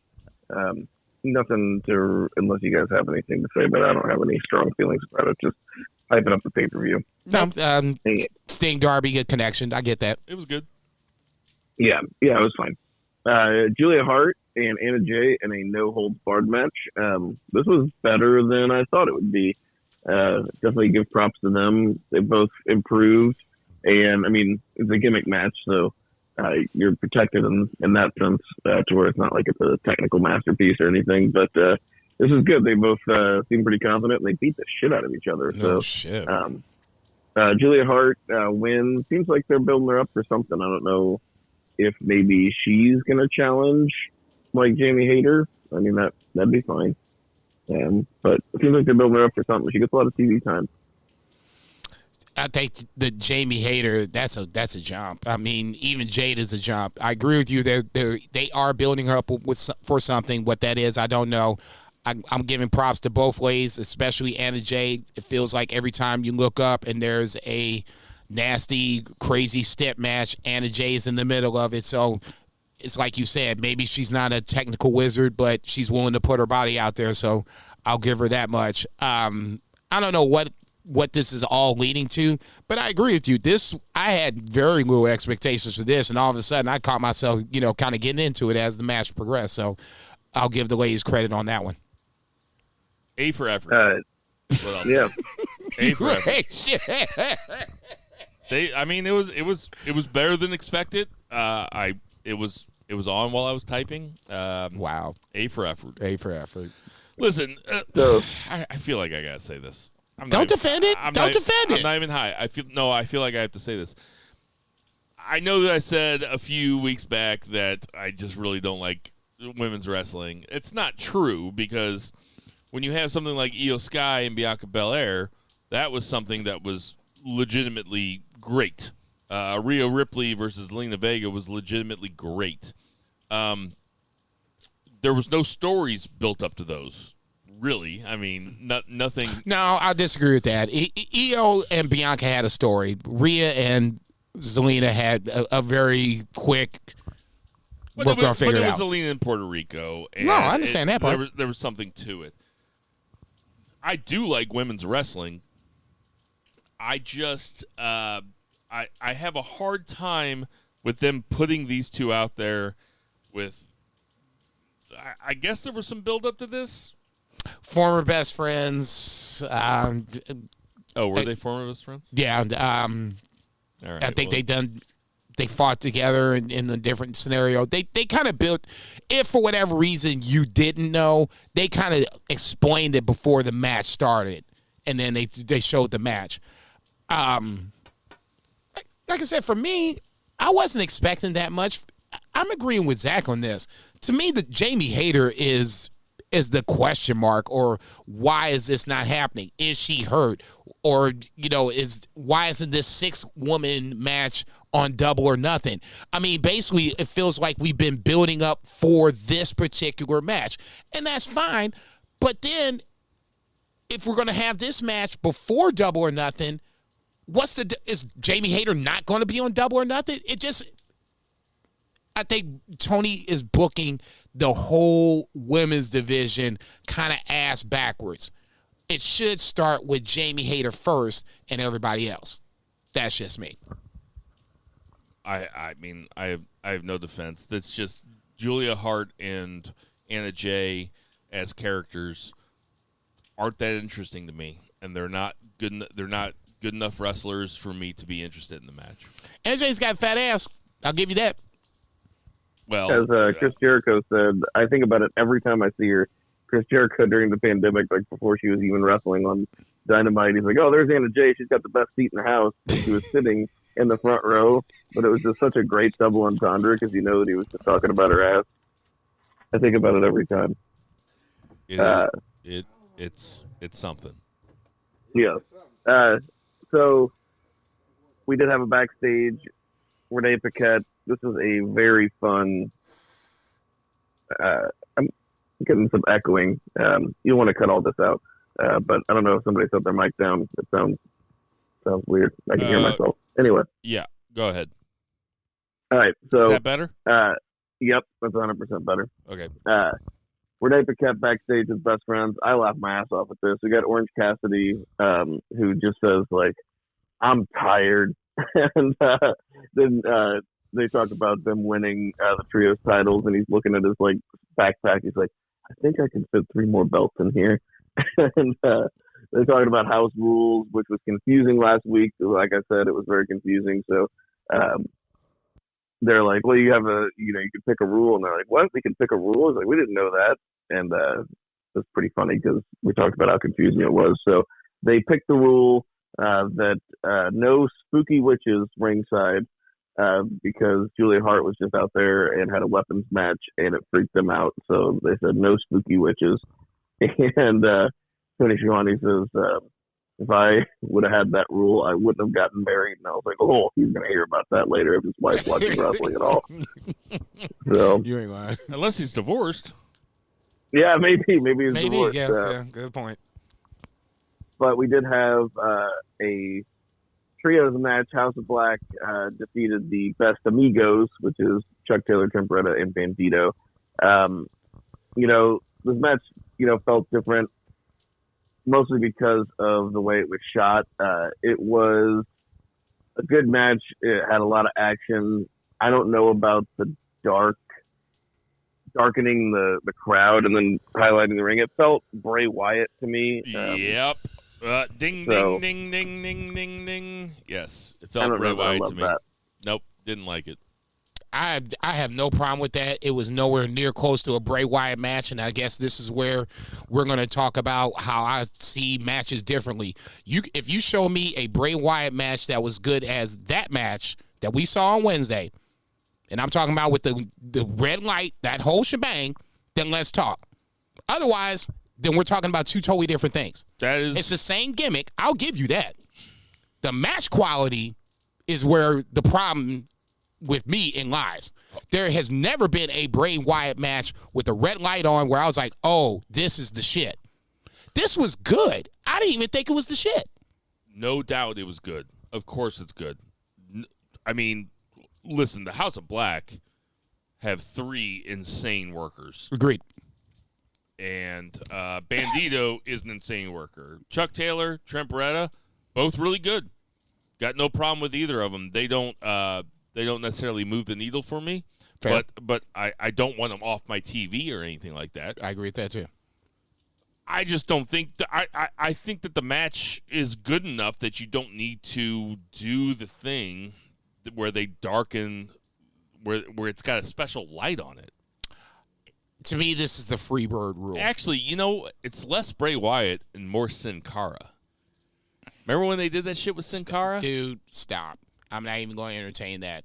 They did that shit with Sin Cara. To me, this is the Freebird rule, and it's about getting the House of Black over and making them as unique as humanly possible. Okay? I don't necessarily agree with the extra steps, but I have no problem with the lighting. 0.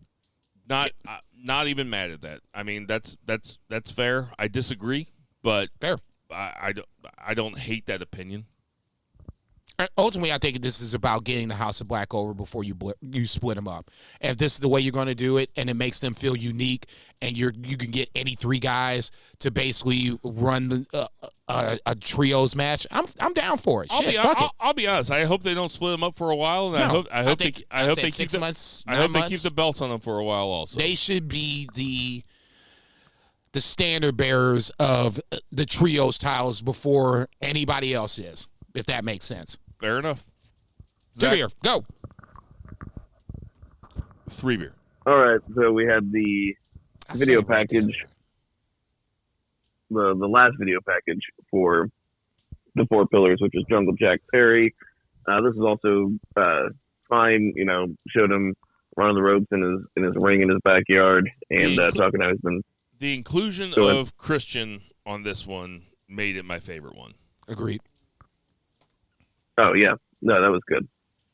I like the MJF one the best, but it's good. Pretty rare that you have a vignette like this and include somebody that the guy doesn't get along with. Ding! Like, that's actually really interesting to me and something that ever remember anybody doing something like this. Having a vignette where a guy that he's had a feud with that they still, kayfabe style, hate each other, and have that guy included on the vignette. And then puts him over. And put him over. And puts him over. That's really smart, really different, and I really respected the shit out of it. I think a major reason to do it is because if you think about Jack Perry, Jungle Boy, whatever you want to call him, it's really two guys that you associate him with.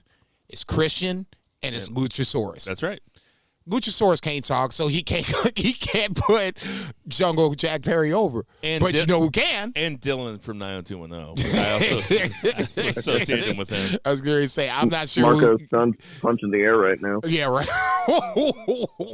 Very good call. You are correct on that. We have totally forgotten about For all Marco's you kids son. out there, Dylan was Luke Perry's name on 90210. So in that scenario, MJF is MJF, and he was good because it's like you said, where's the lie? Jack Perry's, I thought, was my favorite because you got essentially his mortal enemy in AEW right now, putting him over. And like I said, if he pulls his head out of his ass, he can be world champion. To me, that's the ultimate endorsement. You just reminded me of a funny tweet that I saw, Bill, where a guy felt personally attacked for being old whenever he asked the Starbucks kid for the bathroom code, and the kid said it was 90210. And anybody of a certain age.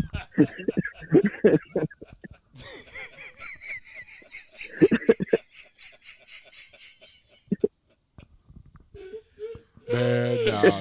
That is really good. Man, I'm old. I'm old as fuck. That really did. That got a tickle out of me. That's really fucking funny.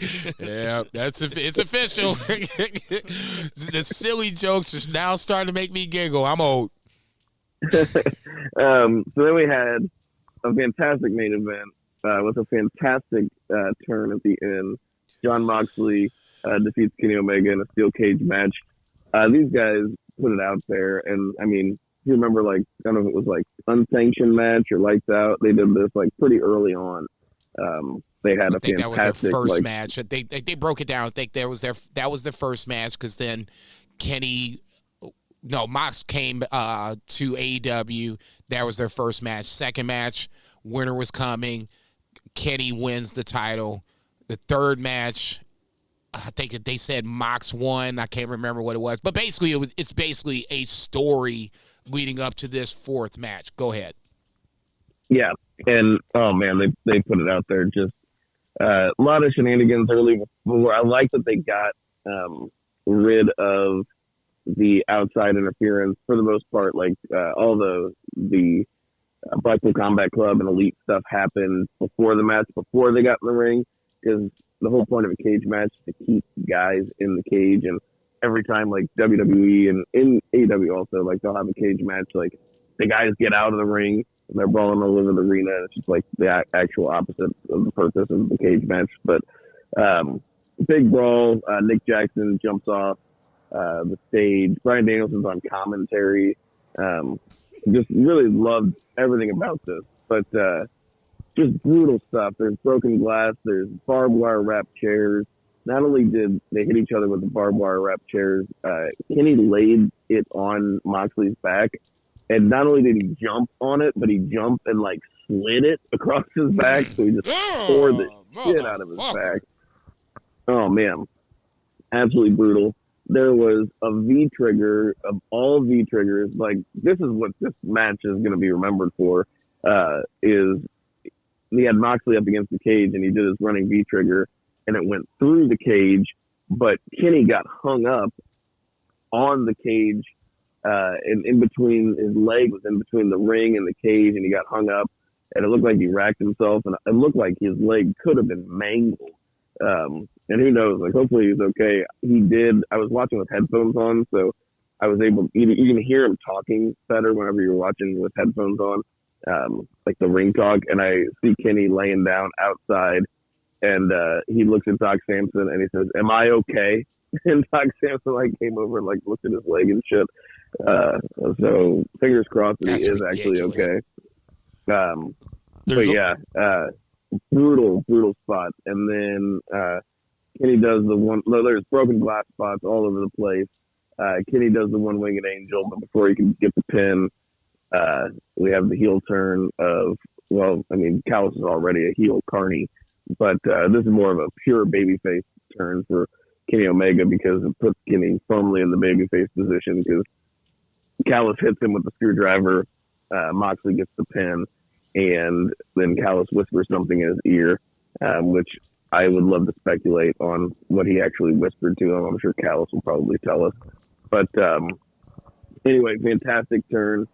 Pure babyface Omega. Omega was great as that heel champion, and he was just that douchebag belt collector. So good. He's also like a great, fantastic, cocky heel, like the cleaner. But pure babyface Kenny Omega is my favorite Kenny Omega, and I am here for this. Bunch of things to say about this match. First of all, this plays into Moxley's strengths. Doesn't play necessarily into Kenny's strengths. But ultimately, that is why Kenny is a better wrestler than Moxley, is because Kenny can wrestle Moxley's match. I don't know if Moxley can wrestle Kenny's match. That is not a slight on Moxley. It's just a commentary on what kind of wrestler he is. You know where we could sell this? Wembley Stadium. I was going to say G1 like you usually say. But. Yes. I mean, well, we saw Moxley in the G1. And we haven't seen Moxley and Kenny in the G1. No, we haven't. No. But that's like I said, that's not a slight on Moxley. That's a props to Kenny. It's not my favorite type of match. I'm well documented. I like these hardcore brawls aren't really my favorite. I prefer like a triple threat match. No, like an Omega Okada thing or something like that. Something New Japan-y, something that's just crazy athleticism. Kota Ibushi, Will Ospreay, guys like that come to mind. The second thing I'll say is that Excalibur was tremendous during this match. And Excalibur and Taz, Shivani's fine. I think you take Shivani out of it, and Excalibur and Taz would both be, like, so good. They were so good during this match. And this might come from, like, me watching it on an iPhone next to my computer as I'm typing shit up. But, like, you know, I've watched enough wrestling. I know what's going on the outside when they're selling. So, really, you just hear Excalibur. I just have Excalibur in my head the entire time. This is when you can listen and type.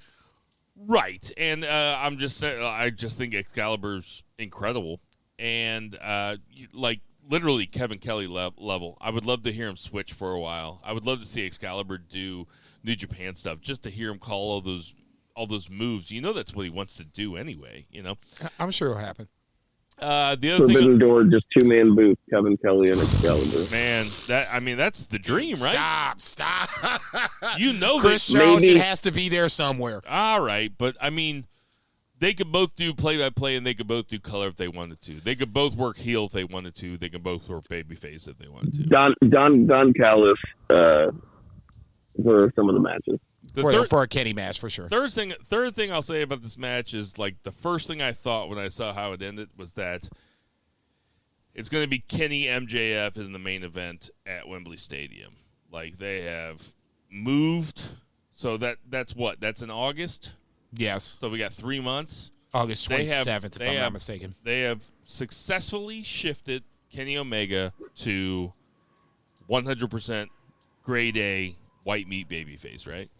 Yes, at this point, yes. And I don't see MJF losing that belt in the next 3 months. Probably not. I think you get Omega MJF as your main event at Wembley Stadium. And I think that's fucking badass because I think it makes it, like, solidifies All In as AEW's WrestleMania. And they fucking called their shot, man. They called their shot, and that would be a worthy main event, in my opinion. Do you agree? Zach, do me a favor and look up do you have your phone on you? I'm speaking into it. Look up the Dominion card and make sure that Kenny Omega isn't defending the title at Dominion. And this is where I'm going to say with this. I love everything what you're saying.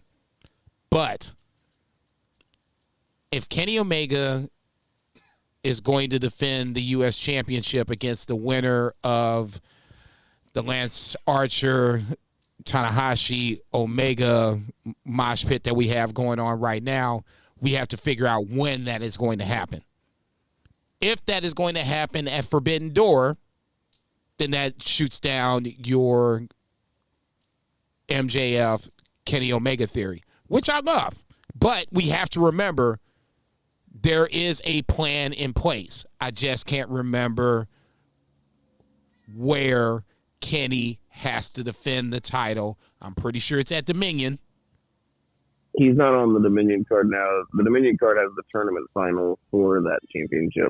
Lance Archer versus Ospreay. Fill in the blank. Okay, there you go. So my prediction is correct? No, I'm saying that now, if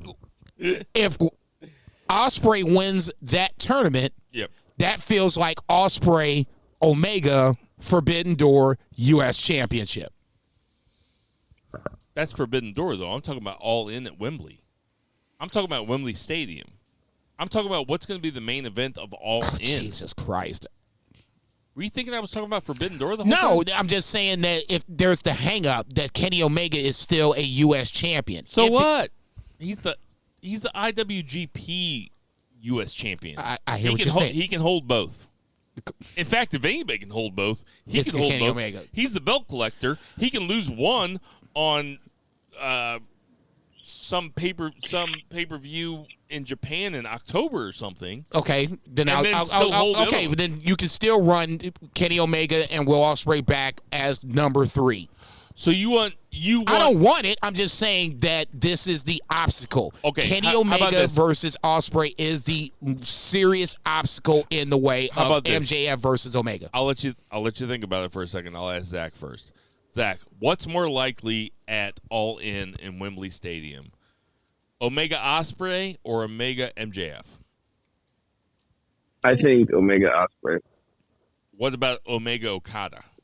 Because that has been in the air also. Yeah, I mean, I think that that is obviously that's where a lot of people's heads go, right? I feel like that's got to be run back. It would be Omega Okada 5. The record's 2-0-1 in Okada's favor. No, I'm sorry, 2-1-1. 2-1-1, yeah. 2-1-1. Yeah. I still think it's going to be Omega and Ospreay. It's going to be hard not to have Will Ospreay on a Wembley card. Who was fighting MJF at Wembley then?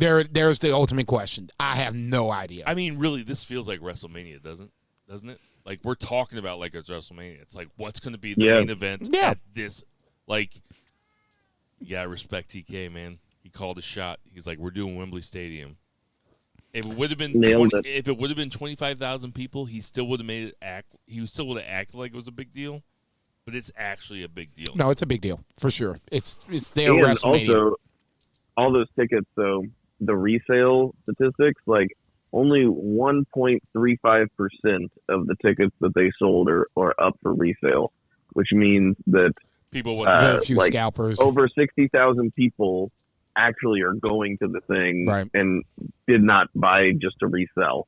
And usually those numbers apparently like they can float between like 20 and 50% as far as the number of tickets that are purchased by scalpers for resale for these wrestling shows. And right now it's 1.35, which is crazy because there's so many. So Zach, very cool. Zach, I think I went a little off the reservation there. I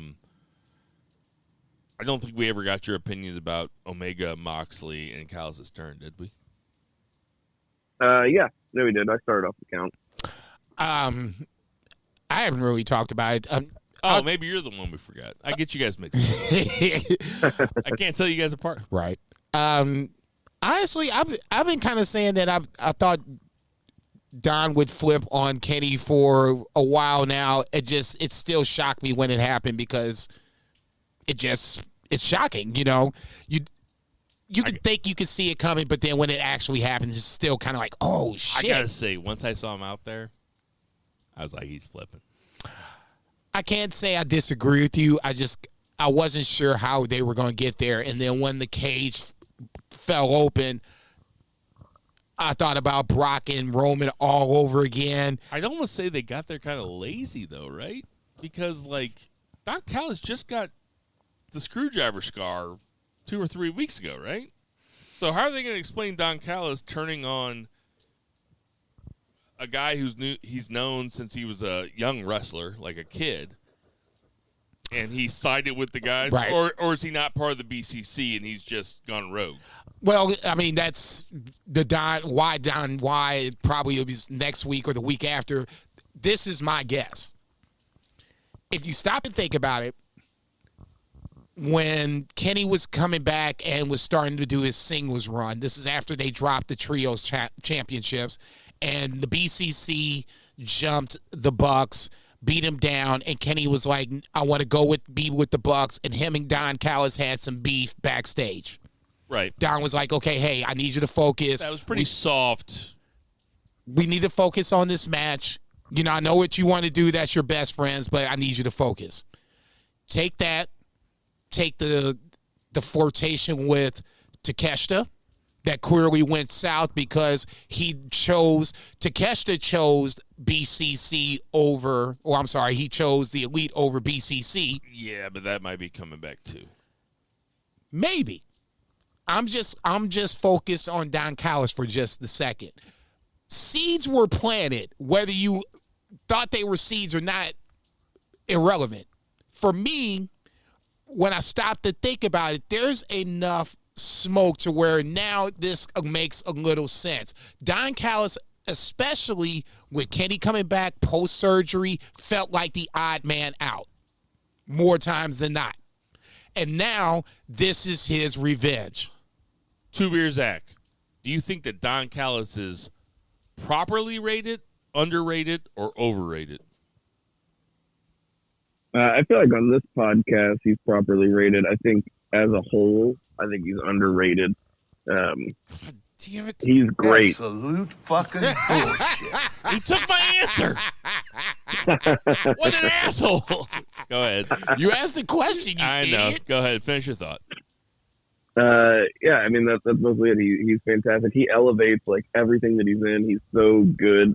He's just such a carny, and he's just so good at putting people over and getting people over. I don't know. I don't know if he's part of the Blackpool Combat Club. Maybe they'll rebrand as the Winnipeg Ass Whippers. I don't know. I always get the feeling that people think that Kenny Omega would be better without him. I think he can stand without him, but I think as heel Kenny, he's better with him. As babyface Kenny, he can stand alone without him because he can obviously wrestle, but he can talk. Yeah, he can just go good night and good luck. Man. Yeah. Heel Kenny is great. Adding Don Callis with heel Kenny is even better. Properly rated, underrated, overrated. I agree with totally what Zach said. I think on this pod, I think we all agree that he adds. Everybody else, for whatever reason, just doesn't like him, and that is what it is. Hey, Jason, you can never be on first take. Absolute fucking bullshit. You can never be on first take. You're take the other spot. Bullshit. Shit. I can be on first take right now. That's going to do it for our 2 count, unless you want to give it a letter grade. I'll give it a B. I didn't think it was as good as Zach did. I save my letter grades for pay-per-views. Whoa! What a fucking diva. All right. So, end of the podcast. Just going to be some WWE main roster stuff, which isn't any fun anyway. So, we'll get through it pretty quick. Wow. Just looking at it. Oh, here's the biggest news from Monday. Veer and Sangha had a vignette. Jesus fucking Christ. What do you think about them? Apparently, they've been winning all over the world, which I watch a lot of wrestling from all over the world. I mean to tell you. Oh, you watch Indian people? You watch Indian wrestling? Hey man, good. Do you watch Indian wrestling too, Beer? Every Saturday morning. Didn't think so. No, fuck you. You guys don't know South Asian wrestlers. That's my dog. He came back quick. He's like, every Saturday morning while I'm cooking the kids breakfast. That's how I feel like when you guys talk about Stardom. Stardom's good. Okay, No, I know it is. I just never watch it. And you guys talk about it, you're like, oh, do you, like, I'm like in the 0.00001% of the population that watches wrestling. And just to feel like a complete fucking just loser, just out of the conversation when you guys talk about Stardom. It's You like said it. I didn't. iron law of institutions. So Sami Zayn and KO had a pretty good backstage segment with Imperium. I don't know if you guys saw it, if you liked it. And a pretty good match, actually. I agree with both. I think this is, as long as we're talking about like cracks and foundations, I don't know if you saw the exclusive backstage segment after the match. I only watched on TV. It felt like, long story short, it felt like Sammy and KO were kind of having a little tiff backstage. Not beefing, just tiff. Mm-hmm. Maybe this is the way to set up them losing the titles, splitting up the titles. I don't know. Obviously, we know the story of KO and Sammy. It never lasts long. Maybe it's going to happen sooner versus later. I don't know. Like I said, the match I thought was good. What I'm saying is, and Zach, I'll ask your opinion on this, Sami Zayn versus KO, because they can be pretty funny, versus Imperium, who are supposed to be completely serious, can be a pretty good feud. Like, that's how really good wrestling feuds are made of. That's just how good comedy is, right? You know, straight man and comedian, right? Like, just having them play the straight men. Yeah, when KO's like, fantastic. He's like, yeah, we were talking. I don't. And they're like, oh, when Imperium came in the ring, bow to the mat. When Imperium came in the ring and KO, you can see KO in the background. KO was like, what are he doing? You can see him like motioning with his arms behind his back. I was like, Jesus Christ. I can agree with. You add Gunther into the mix. Now you got some shit to work with. I could see either one of those guys facing Gunther for a big belt someday. Agreed. And that's why I think ultimately a Sammy versus Gunther. A KO versus Gunther works. Sammy, KO, Gunther in a triple threat. Okay. Okay. Just because we're talking main roster for 30 seconds, I got to get my beef off with the tournament they did with at least on the Raw side. You know I gotta make that a drop now. Man, knock yourself out. Get my beef off on this motherfucker. Man, shit, I don't give a fuck. I got a problem with it. Okay, sorry, not sorry. Get my beef off. Okay, here's my problem with it. This is the beefers. Yeah, right. I want to get my beef off on this one. So if this is going to be a whole Raw, if this is a Raw title, why is it not all Raw guys in this tournament? Why is it a triple threat? I mean, this is what I'm talking about. You guys are over here acting like this is, happening in real time, and you can't, foreshadow this and, book it to where it all kind of makes sense. Motherfucker, you know when this shit's gonna happen. It's been circled for a year, probably 2 years in certain cases. Make it make sense. That's all I'm saying. The draft should be at the exact same time every fucking year. And then when you have, you can spill into where Backlash makes sense. Love Selena Vega and, I shouldn't say love it, liked it. But you knew who was going to win because they have to switch the titles. This is a scenario where you shouldn't have triple threats at the top. You shouldn't have SmackDown guys competing for a Raw championship. What are we talking about? I gotta get my beef off, man. Leave me alone. Oh, you're still getting your beef off? Yeah, you were talking to your wife, motherfucker. Let me talk. This is banned from ring. Beef. I wish I had one that just said, this is the beef. All right. I'm sure we can come up with that. And then the big thing that happened was Cody came out and cut a huge babyface promo. Cody is fighting in a triple threat match versus Finn Balor and The Miz. And here goes Brock Lesnar. Brock Lesnar cut what could have been my favorite Brock Lesnar promo of all time, where he just kept screaming, look at my face. look at my face. I was like, yeah, that's fucked up, dog. I watched it 100% sober, and I was like, this is badass. Like, that was badass. Yeah. What'd you think? Say, can you back up for a second? Yeah, that's fucked up, dog. Zach, what'd you think? Oh yeah, it was awesome.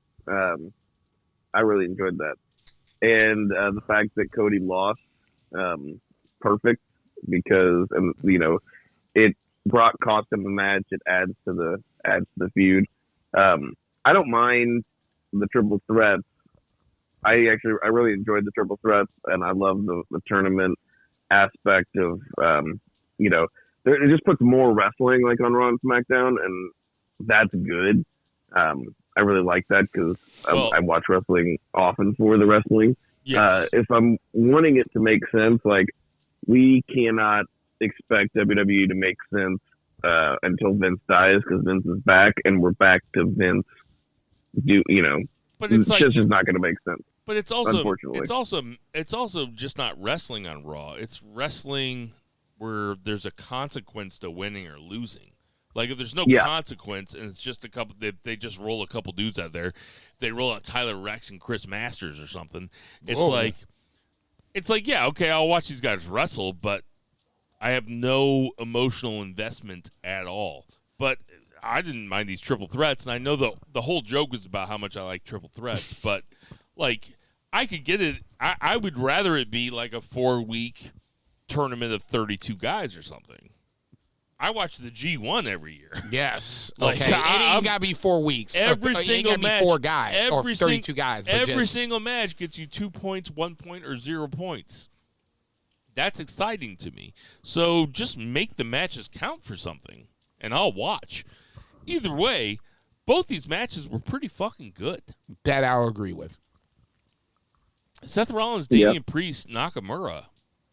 That was good. Yeah. And they made Cody look like a huge star at the beginning. Then Cody loses, which kind of opens it up. So I have to ask you guys now, who comes out of SmackDown? It's like Mysterio, Edge. Well, there's my other problem. Drew McIntyre apparently has dropped off the face of the planet. Well, he's quitting. Well, in kayfabe he's got a style. medical thing. Okay, well, in kayfabe style, he was announced as a part of this tournament. Now he's not. That being said, Seth is already in. Edge makes sense. If for my personal preference, I want AJ, but I can see them going Edge. Zach, any thoughts? Edge came out and said that he's going to win this World Heavyweight Championship, and then when he loses it, he retires. And I think that's decently perfect. It's bad. If you're not going to do that, I feel like that's a great way to do it. That's a great angle because there's so many stories you can tell with Edge holding the belt, and whoever beats him retires him. So it could be like, every match that he has is a potential retirement match. It could be like guys he respects. It could be like guys he hates. It can be like young guys. It can be old guys. Like, they could tell a lot of different stories like that. Christian could come back on a SmackDown and just take him out. A Luchasaurus could come in and do the Lucha Bomb or whatever his finisher is called. Jesus anyway, fucking Christ.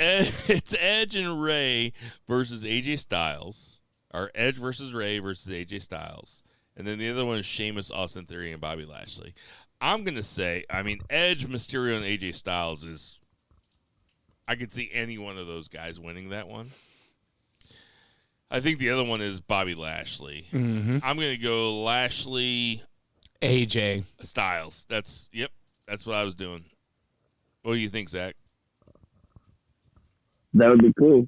Both guys are on the SmackDown show, so it makes sense. And who would win? I think Lashley is one of the last guys that you can put against Roman, though, because they haven't done that. So I don't think Lashley's going to. I don't think they've done. But it's also. Have they done AJ? They're SmackDown guys, but this is a Raw belt. I know. That's another story for another time. I don't think they've done AJ versus Roman during this 1,000-day run. Okay. Obviously, Edge has not gotten his one-on-one match with Roman. He's on SmackDown, so you can go that route. I mean, for me, it just feels like this is Seth's title to lose because now, let's just say AJ wins. You got to move him and fucking OC over to Raw. Not like it's the huge deal, but, you know, it's just kind of a deal. Edge can go anywhere he wants to. I like the fact that you guys are talking about Edge winning the title, and it feels like a Mickie James Impact, you know, theory where it's, you know, anybody that beats me can retire me and takes the title versus, you know, Mickie, you know, building herself up to the title and then her losing was her retirement, but still the same concept. Lashley just feels like he should just be a Roman Reigns contender on the fact that I've gotten to. I'm a double champ. I'm a two-time champion, not a double champion. Austin Theory is not winning it, so it comes down to Lashley and Sheamus. I could see Edge, Ray, or Styles winning it, but I don't see Mysterio. So I see Edge or Styles, and Sheamus and Lashley. So Edge, Lashley, Edge, Sheamus. Styles, Sheamus, Styles, Lashley. I'm taking Styles, Lashley. Sheamus would be a surprise. Oh my God, that is quite the prediction. I wouldn't be surprised. He with that won either. this week, though. He won this week. I wouldn't be surprised with that either. All right, that's gonna do it for the recount.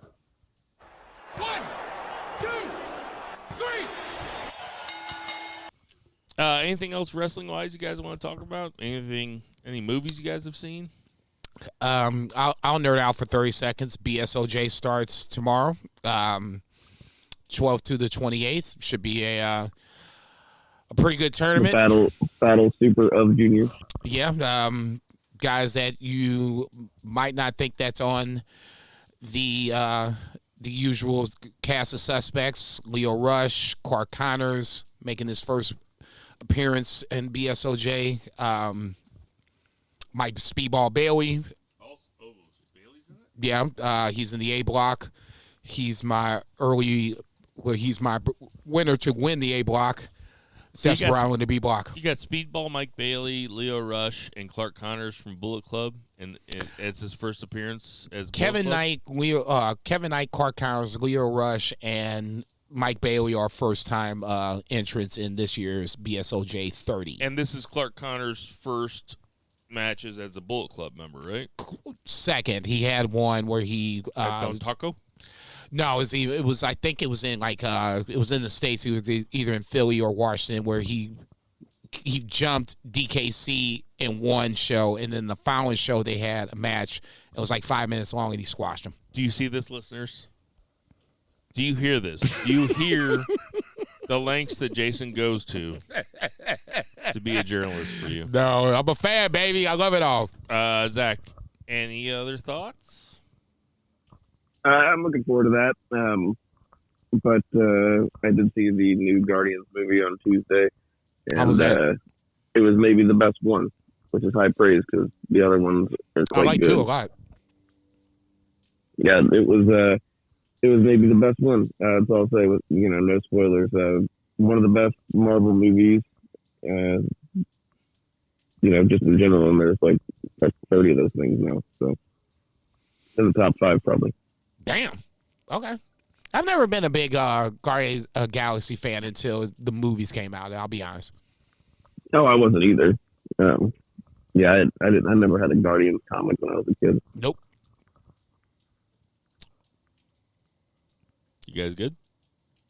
I'm good. Yeah. I think we can.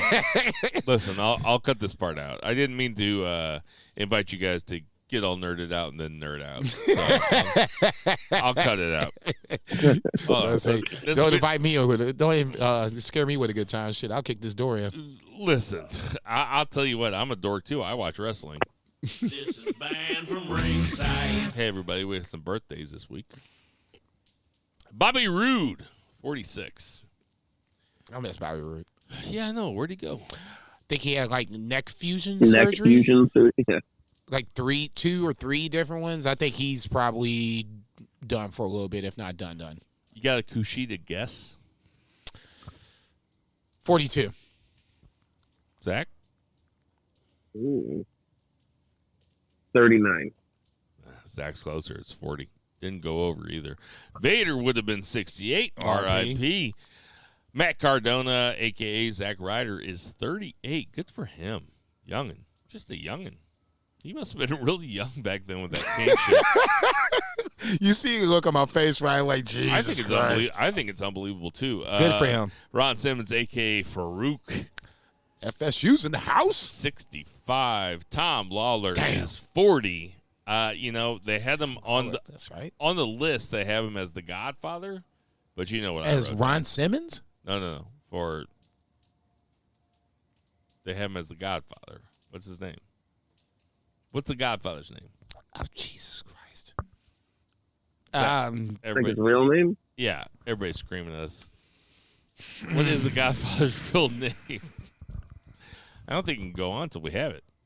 God damn it! Do I have to look it up? Yeah, you're gonna have to because I cannot. I'm getting it. Charles Wright.